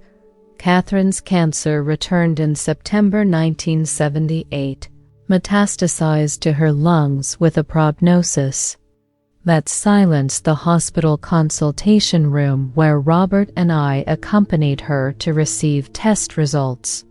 At 68, having survived her initial diagnosis with remarkable resilience, she faced this recurrence with characteristic mathematical precision, calculating likely outcomes, evaluating treatment options, and making decisions based on quality of life rather than mere extension of days. No extraordinary measures, she instructed her oncologist while I sat holding her hand, my throat tight with unspoken protest against the calm finality in her voice. I've lived exactly the life I chose without compromise or regret. In subsequent weeks, as experimental treatments proved ineffective against aggressive disease progression, Catherine moved into our home's first-floor apartment, her independence preserved through separate entrance and kitchen facilities while proximity allowed for increasing assistance as her strength diminished. Sarah visited weekly despite her pregnancy and studies, sitting beside Catherine's recliner with textbooks spread between them, maintaining their lifelong pattern of intellectual engagement even as physical capabilities receded. "Promise me you'll name her Catherine if it's a girl," my former mentor requested during one such visit, her hand resting lightly on Sarah's rounded abdomen. "Though if it's a boy, I suppose Herbert would be an unreasonable burden to place on a modern child." November 15, 1978 brought twin watershed moments. Catherine's peaceful passing in the pre-dawn hours with Robert, Sarah and me keeping vigil beside her bed, followed 12 hours later by Sarah's labor beginning 3 weeks earlier than expected, as if the universe had choreographed a cosmic changing of guard between generations of women.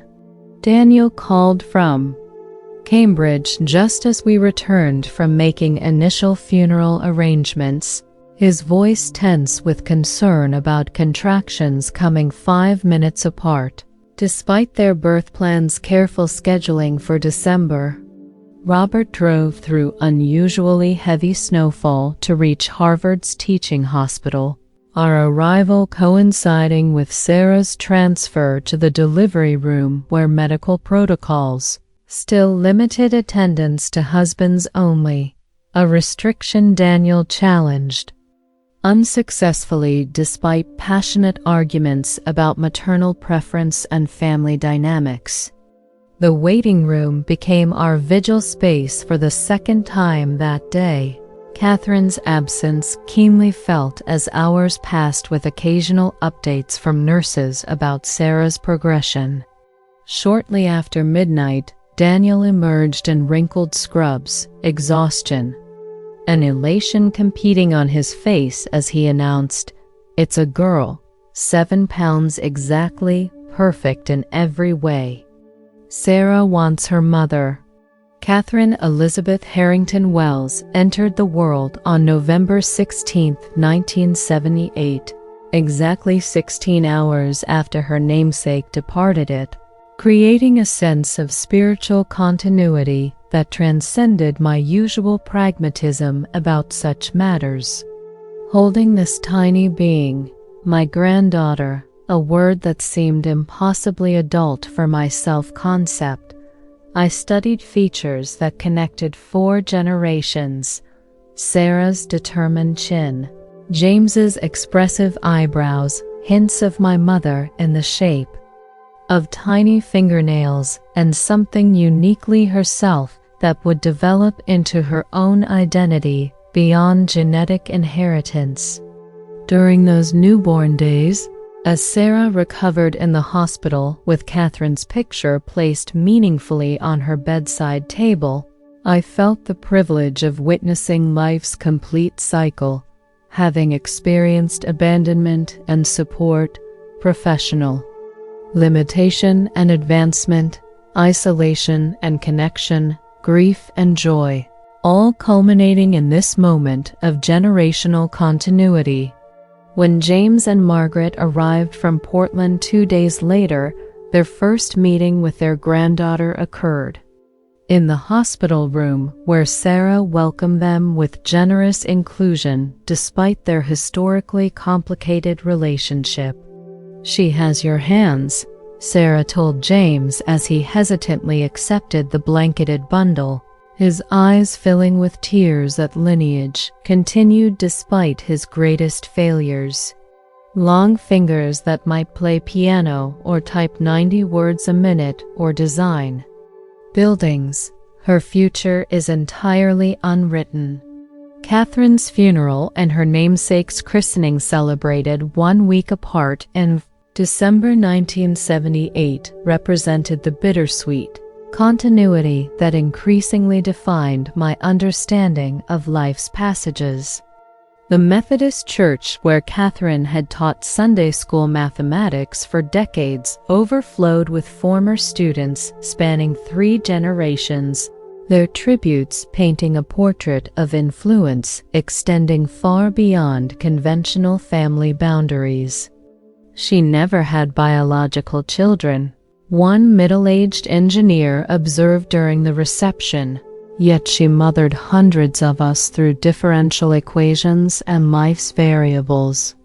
The following Sunday, baby Catherine's christening in the Unitarian Church, Daniel's family attended brought together our unconventional family constellation, James and Margaret standing, awkwardly but resolutely as acknowledged grandparents, Robert and I serving as primary grandparental figures by virtue of consistent presence, Daniel's Jewish parents respectfully participating despite different religious traditions. The minister, a progressive woman whose own ordination represented changing times, acknowledged this blended family with eloquent words about connections, transcending biological imperatives. This child arrives bearing a constellation of love that defies traditional categorization, yet provides exactly the diverse foundation needed for navigating an increasingly complex world. The spring of 1979 brought professional culmination as I completed final examinations for my CPA certification, the credentials arriving in an official envelope that represented not just personal achievement, but historical context. I was among the first generation of women to enter accounting in significant numbers, helping transform a profession previously dominated almost exclusively by men. Connecticut General recognized this accomplishment with promotion to senior tax accountant, my starting salary finally equaling what male colleagues with similar experience had earned for years. The bank called to verify your income for a credit application, Robert mentioned casually one evening as we gardened in our Victorian home's backyard. Apparently, they found it unusual for a woman your age to qualify independently for the credit line you requested. His amused tone acknowledged what we both recognized. Financial systems were reluctantly adapting to women's economic advancement, while social attitudes lagged behind institutional changes.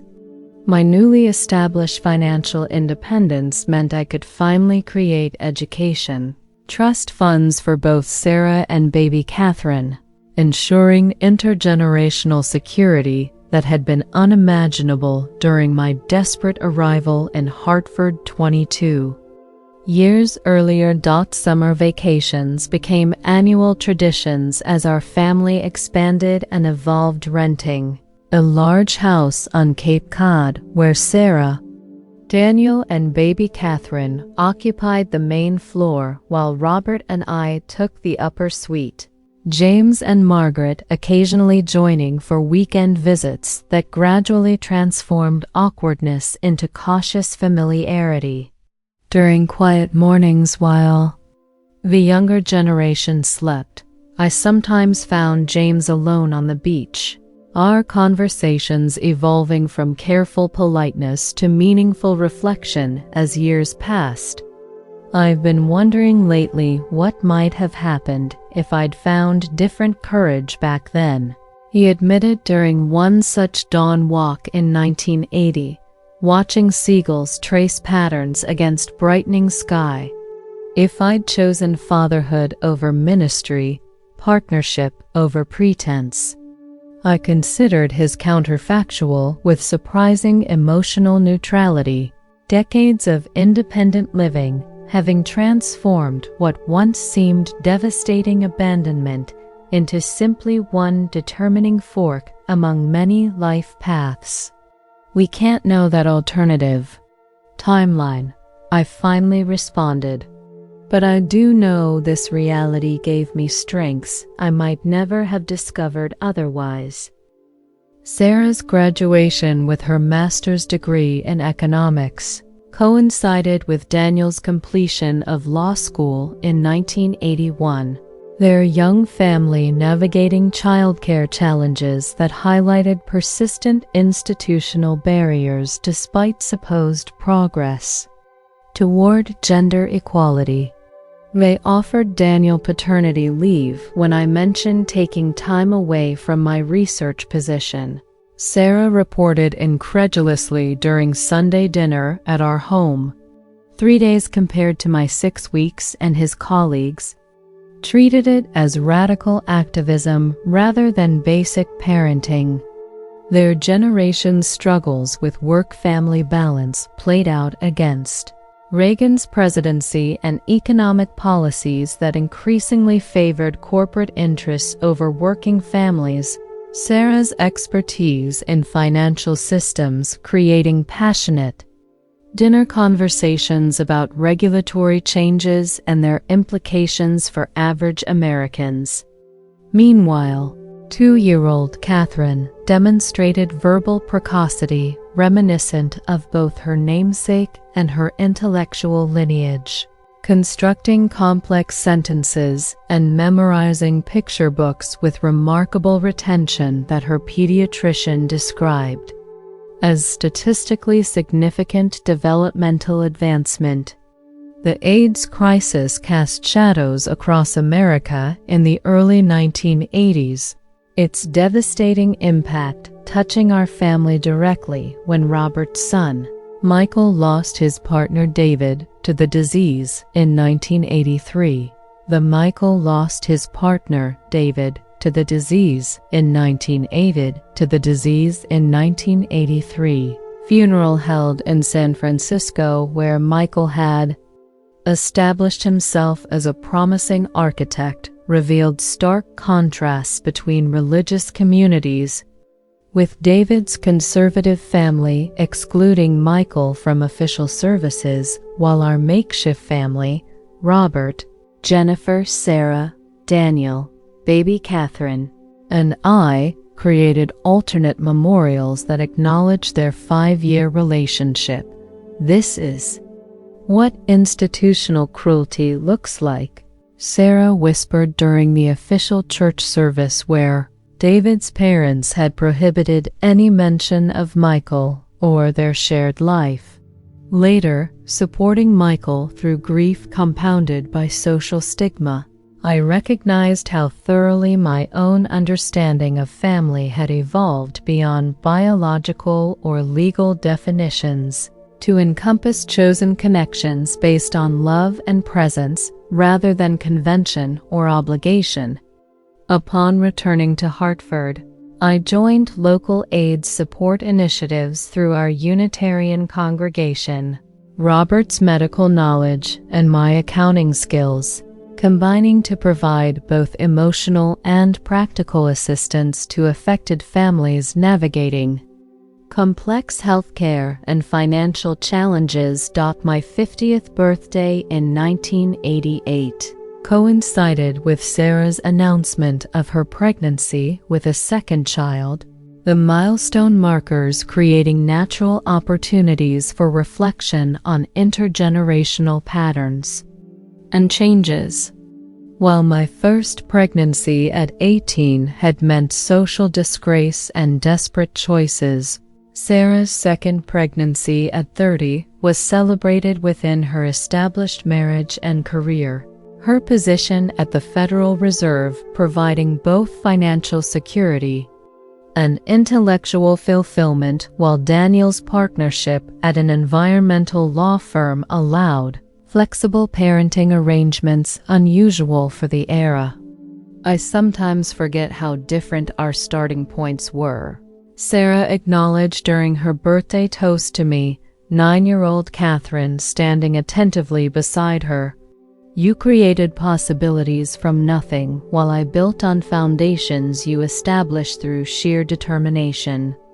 That evening, surrounded by family and colleagues, I recognized how thoroughly America's understanding of women's potential had transformed during my lifetime, from my mother's limited domestic sphere to Catherine's seemingly boundless opportunities. With Sarah and me occupying transitional spaces between these generational extremes, James suffered a moderate stroke in 1990, the health crisis prompting Margaret to reach out for support from the family connections they had cautiously cultivated. Over 13 years of gradual reconciliation, Sarah immediately flew to Portland with 12-year-old Catherine and 3-year-old James, named for both grandfathers and reconciliatory acknowledgement, her presence during James's recovery, representing forgiveness without fictional amnesia about past abandonment. Upon their return, Sarah reported that young Catherine had demonstrated remarkable patience reading to her grandfather during his speech therapy, their connection transcending complicated history through the simple humanity of need and response. It's strange, Sarah observed thoughtfully, watching Dad with his grandchildren when he missed my entire childhood. There's sadness in that observation, but also something redemptive about second chances. That Christmas, James partially recovered, but permanently using a cane, sent me a private letter separate from their holiday greetings. Its carefully penned sentences acknowledging what we both understood, your generosity in allowing me any place in Sarah's life represents grace I never deserved but will eternally appreciate. The family you built without me stands as testament to strength I comprehensively underestimated. The early 1990s brought retirement considerations as Connecticut General underwent corporate restructuring that offered attractive early departure packages to senior employees. At 55, with 35 years of service ranging from typist to senior tax accountant, I qualified for substantial pension benefits that, combined with careful investments and Robert's medical retirement, created financial security previously unimaginable. We could travel, Robert suggested as we reviewed portfolio statements and benefit projections. Visit places we've read about but never seen: Italy, Greece, perhaps even further. The prospect of reinvention beyond professional identity both excited and terrified me. Decades of defining myself through work and motherhood, creating questions about purpose and meaning in this newest life chapter. Meanwhile, Sarah's career advancement brought increasing responsibilities at the Federal Reserve, alongside publication of research articles on gender-based economic disparities, her professional success providing external validation of the values and work ethic I had modeled throughout her childhood. Young Catherine, entering her teenage years with intellectual curiosity reminiscent of her great-aunt namesake, demonstrated particular aptitude for mathematics and social justice concerns, these seemingly disparate interests combining in school. Projects analyzing statistical evidence of systemic inequalities. Our retirement travels began modestly with domestic explorations, driving cross-country to visit national parks. spending extended periods in Sarah's Washington, D.C. neighborhood where teenage Catherine and elementary-age James welcomed Grandma Ella's stories about historical events I had personally witnessed, from civil rights movements through feminist awakenings. Robert's medical background and my financial expertise proved unexpectedly valuable during volunteer stints with Habitat for Humanity projects, our practical skills complementing each other as we helped construct affordable housing while simultaneously building new friendships beyond professional networks.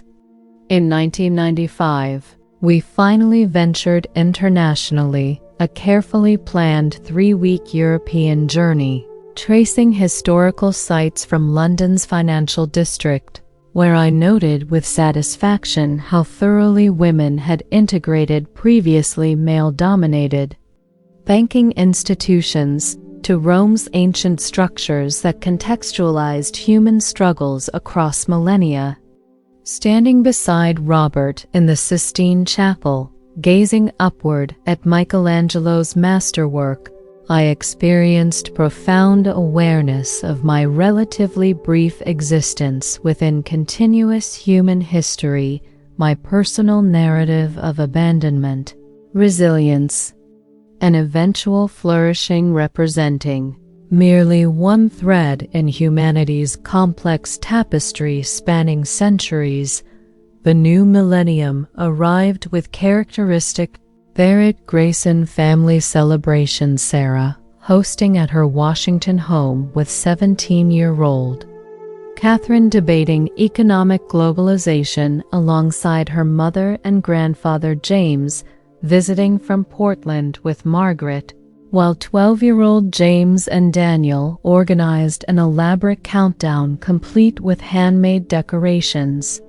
3 generations welcoming Y2K together, Robert observed as midnight approached, computer concerns having been thoroughly debunked by Sarah's Federal Reserve colleagues. Not bad for a family that began with a scared teenager on a Greyhound bus. The observation struck me powerfully, how thoroughly abandonment had transformed into abundance over 4 decades, creating connections that transcended conventional definitions while honoring resilience required for that journey. Later that year, Catherine's acceptance to Wellesley created another generational through line, her decision to attend her mother's alma mater, representing both academic ambition and appreciation for feminist educational traditions established long before women's advancement seemed inevitable rather than revolutionary. September 11, 2001 affected our family as it did all Americans, creating profound reconsideration of priorities and perspectives while exposing vulnerabilities previously minimized through prosperity and relative peace. Sarah's position at the Federal Reserve placed her at the epicenter of economic stabilization efforts, while Daniel's environmental law practice temporarily pivoted toward emergency response regulations, their professional demands creating childcare challenges that Robert and I gladly addressed by relocating temporarily to Washington.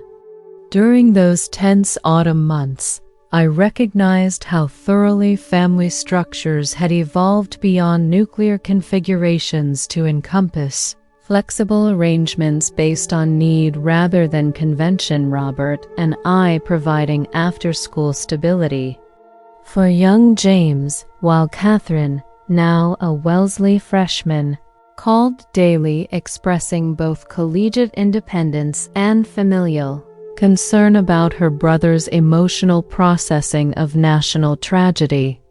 Meanwhile, James and Margaret maintained regular contact from Portland, geographical distance rendered almost meaningless through technological connections that would have seemed magical during my own childhood. In 1950s Millfield, Catherine's graduation from Wellesley in 2005 summa cum laude with double majors in economics and women's studies created perfect symmetry with her mother's achievement a generation earlier, though her subsequent choice to pursue international development work rather than domestic financial systems represented evolving priorities. The women in this family keep expanding possibilities, Sarah observed during celebration dinner at the same restaurant where we had marked her own graduation 27 years earlier. From Mom's desperate escape from Millfield to Catherine, preparing for United Nations fieldwork in 3 months. Watching my granddaughter accept congratulations confident, articulate, utterly comfortable claiming educational and professional spaces women of my generation had struggled to access, I recognized how each subsequent generation built upon foundations established through previous struggles, their starting points reflecting privileges created through earlier sacrifices and determinations. Later that summer, when Catherine departed for her first international assignment in Rwanda, her farewell words reflected awareness of this generational continuum. I carry our family story with me. Grandma Ella, how redemption follows struggle, how resilience creates unexpected possibilities. Robert's Parkinson's diagnosis in 2008 introduced new challenges to our retirement years, his medical knowledge creating both blessing and curse as he anticipated progression while I researched treatments with methodical determination reminiscent of earlier life obstacles. We've never had easy paths, have we? He observed with characteristic dry humor while adjusting medication schedules that grew increasingly complex. From single motherhood to retirement illness, your life has required perpetual adaptation.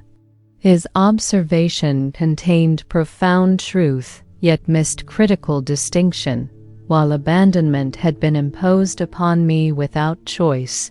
Supporting Robert through illness represented freely chosen commitment, bearing little resemblance to earlier desperate circumstances. Our roles gradually reversed as his condition progressed, the physician becoming patient, the formerly abandoned young woman now providing unwavering support through cognitive fluctuations and physical limitations. Sarah and Daniel visited regularly. From Washington, their presence providing respite while demonstrating to their children how families navigate illness with both practical adaptations and emotional steadiness.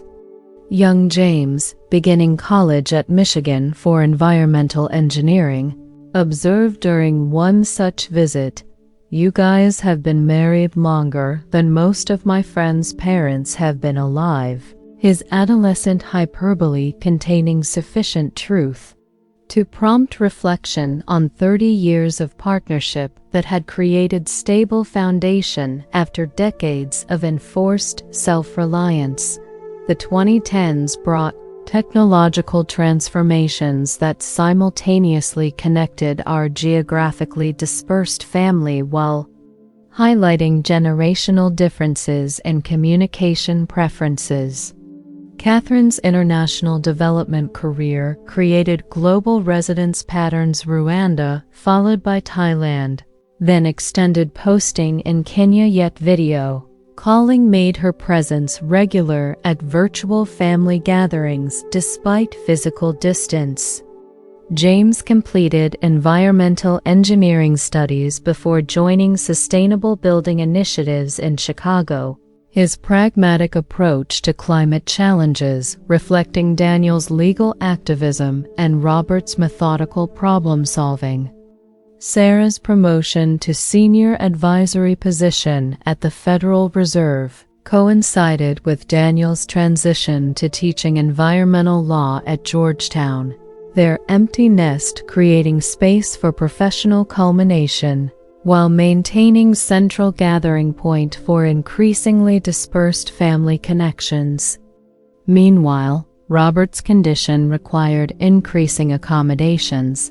Our Victorian home's adaptation for accessibility, representing physical manifestation of commitment phrases spoken decades earlier, in sickness and health, transcending romantic abstraction through practical daily devotion that occasionally exhausted yet never diminished.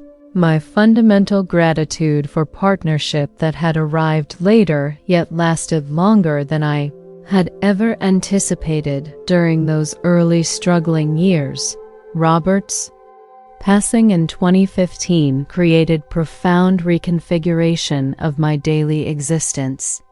His absence after 37 years of partnership, leaving silence that initially seemed unbearable despite family support and established independence. "You've survived significant losses before," Sarah reminded gently while helping sort through medical equipment no longer needed. "But that doesn't make this one any easier." Her acknowledgement provided space for authentic grieving without platitudes minimizing decades of meaningful connection. During memorial services attended by colleagues from Robert's medical practice, patients whose lives he had touched, and our extended family constellation including James and Margaret, now in their 80s and traveling with difficulty from Portland, I recognized how thoroughly his presence had transformed my understanding of partnership, from James's abandonment that reinforced suspicion about male reliability to Robert's steadfast presence that gradually enabled trust beyond self-protection. My 77th birthday that year passed quietly, marked by appreciation for continued independence that allowed grief without complete derailment. My financial security and established identity standing in stark contrast to the desperate teenager who had arrived in Hartford with nothing but determination, an unborn child. Decades earlier, Catherine's marriage in 2016 to Malika, her Kenyan colleague at the United Nations Development Program, created another generational milestone demonstrating social evolution within my lifetime. From my necessary fiction of widowhood in 1957 to their internationally recognized same-sex marriage in 2016, celebrated with family gathering in Washington where 4 generations assembled to witness their commitment. James, now increasingly frail at 86, made the journey from Portland with nursing assistance, his presence representing reconciliation even as his cognitive decline limited full participation in celebration. Young James brought his fiancée, Rebecca, their environmental activism, connecting them much as Daniel and Sarah's shared values had cemented their relationship decades earlier. Sarah, recently appointed to Federal Reserve Board position requiring Senate confirmation, represented professional achievement unimaginable. During my early motherhood, when typing 90 words per minute represented my primary marketable skill. That evening, watching diverse assembled family members representing multiple pathways of connection beyond conventional definitions, I recognized how thoroughly my desperate teenage choice to board that Greyhound bus had ultimately created expansive, rather than limited possibilities. Abandonment transformed into abundance through persistent determination and unexpected grace discovered in chosen family connections. My 80th birthday in 2018 coincided with Catherine and Malika's announcement of their first child's impending arrival through adoption, their international development work having connected them with Rwandan orphanage, where infant girl needed permanent family. We're thinking of naming her Ella Catherine, my granddaughter explained during video call from Nairobi, where they had established permanent residence, honoring both grandmothers who shaped resilience across generations. The prospect of becoming great-grandmother created unexpected emotional resonance, my life extending into fourth generation despite beginning with abandonment that might reasonably have limited rather than expanded family possibilities. Meanwhile, James's health declined precipitously that autumn, Margaret's devoted caregiving reaching limits that prompted difficult decisions about advanced memory care facilities. During their moving process, Margaret discovered journals James had maintained since leaving ministry, decades of private wrestling with guilt, attempts at atonement, and gradual acceptance of limited reconciliation, representing the most reasonable outcome possible given irreversible consequences of earlier abandonment. He would want you to have these, Margaret explained when sending several volumes covering years following our reconnection in 1977. They represent his understanding that your generosity in allowing any relationship surpassed what he deserved. The COVID pandemic of 2020 to 2021 created unprecedented challenges for our geographically dispersed family, technological connections becoming essential lifelines during physical isolation that particularly affected me as 82-year-old widow. Living independently, Sarah and Daniel organized regular grocery deliveries while maintaining daily video check-ins from their Washington home. Their concern balanced carefully against respect for my continued autonomy despite high-risk status. Meanwhile, Catherine and Malika navigated international adoption complexities compounded by travel restrictions, their eventual success bringing 2-year-old Ella Catherine home to Nairobi in summer 2021, after months of bureaucratic delays and quarantine requirements. Our first meeting occurred virtually, 4 generations of women connecting across continents as this newest family member regarded screen with suspicious curiosity before offering tentative wave that reduced me to unexpected tears. From unwed mother in 1957 to great-grandmother on Zoom in 2021, I observed to Sarah afterward, life continuously exceeds both our worst fears and our highest expectations. The observation carried particular poignancy that autumn when James passed away in Portland, our complicated connection finding final resolution through peaceful ending that Margaret described as gentle passage following substantial redemption. As I approach my 87th birthday in 2025, reviewing life spanning decades of profound social transformation, I recognize how thoroughly individual stories reflect and contribute to broader historical narratives. The terrified 17-year-old whose passionate mistake with charismatic young minister created life-altering consequences could never have imagined eventual outcomes: professional advancement from desperate job seeker to respected senior accountant, emotional evolution from abandoned teenager to secure partnership, maternal progression from single parent to matriarch of multi-generational family, extending internationally across 4 generations. Each morning, I still wake in the Victorian house Robert and I purchased decades ago, its adaptation for my aging needs representing both practical accommodation and symbolic continuity, widowhood creating absence but not erasure of partnership. that fundamentally transformed my understanding of trust and commitment. Weekly video calls connect scattered family members, Sarah and Daniel preparing for retirement in Washington, James and Rebecca developing sustainable housing in Chicago, Catherine and Malika raising young Ella Catherine in Nairobi while pursuing international development careers. Occasionally, during quiet evenings, I reread James's journals, his private wrestling with consequences of abandonment providing perspective, without altering historical reality or minimizing subsequent strength required to overcome those consequences.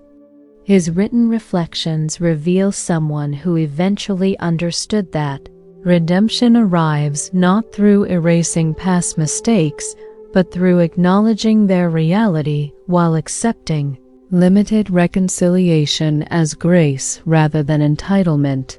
I recognize now that my greatest failure created her greatest strength, he wrote following Catherine's college graduation in 2005.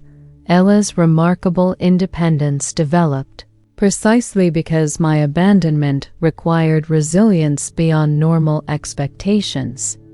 While his observation contains partial truth, it misses critical distinction between romanticized adversity and genuine hardship, the difference between fictional tales where struggles magically produce happy endings versus lived reality where obstacles create calluses alongside capabilities, determination born from necessity rather than natural inclination toward heroic perseverance.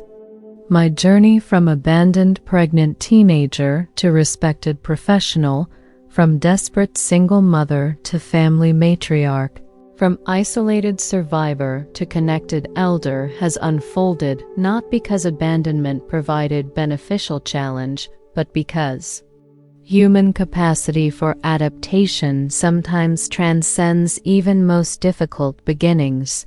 This morning, I received video featuring my great-granddaughter Ella Catherine singing Rwandan childhood songs with pronunciation significantly better than her English, her multicultural identity representing possibilities unimaginable during my sheltered 1950s upbringing in segregated Millfield. Watching her confident movements and expressive features, I recognized familiar genetic echoes: Sarah's determined chin, James's expressive eyebrows, traces of lineage connecting generations despite geographical distance and cultural differences. Later today, Sarah will call to finalize arrangements for family gathering celebrating my upcoming birthday. Her executive efficiency ensuring that scattered members will temporarily converge in Washington. Catherine and Malika flying from Nairobi with young Ella Catherine. James and Rebecca driving from Chicago. Daniel coordinating local logistics with characteristic attention to detail. I've requested no gifts beyond presence. Understanding now what eluded me during earlier years focused on achievement and acquisition. Connection represents most valuable human possession. Relationships are most significant legacy transcending professional accomplishments or material accumulations. From desperate Greyhound journey in 1957 to matriarchal position in 2025, my life has traced historic arc from limited female options through revolutionary expansion toward increasing though still imperfect equality. The unmarried pregnant teenager facing social disgrace and family rejection could never have envisioned eventual outcomes: professional respect, financial security, emotional fulfillment, and multi-generational family extending internationally across continents and cultures. While James's abandonment represented devastating betrayal requiring extraordinary resilience to overcome, that early tragedy ultimately created space for greater authenticity than conformity to 1950s expectations might have permitted freedom to define family beyond biological imperatives, to establish professional identity beyond gendered limitations, to discover partnership based on equality rather than dependency. Standing now at 87, I recognize life's fundamental paradox. Our greatest vulnerabilities sometimes create capacity for deeper connection, our most painful rejections occasionally opening pathways toward more authentic belonging, abandonment, sometimes mysteriously transformed into abundance through persistent determination and unexpected grace discovered in chosen rather than merely inherited connections. If you've made it this far, hit that subscribe button now and click on the video on your screen to watch another powerful story.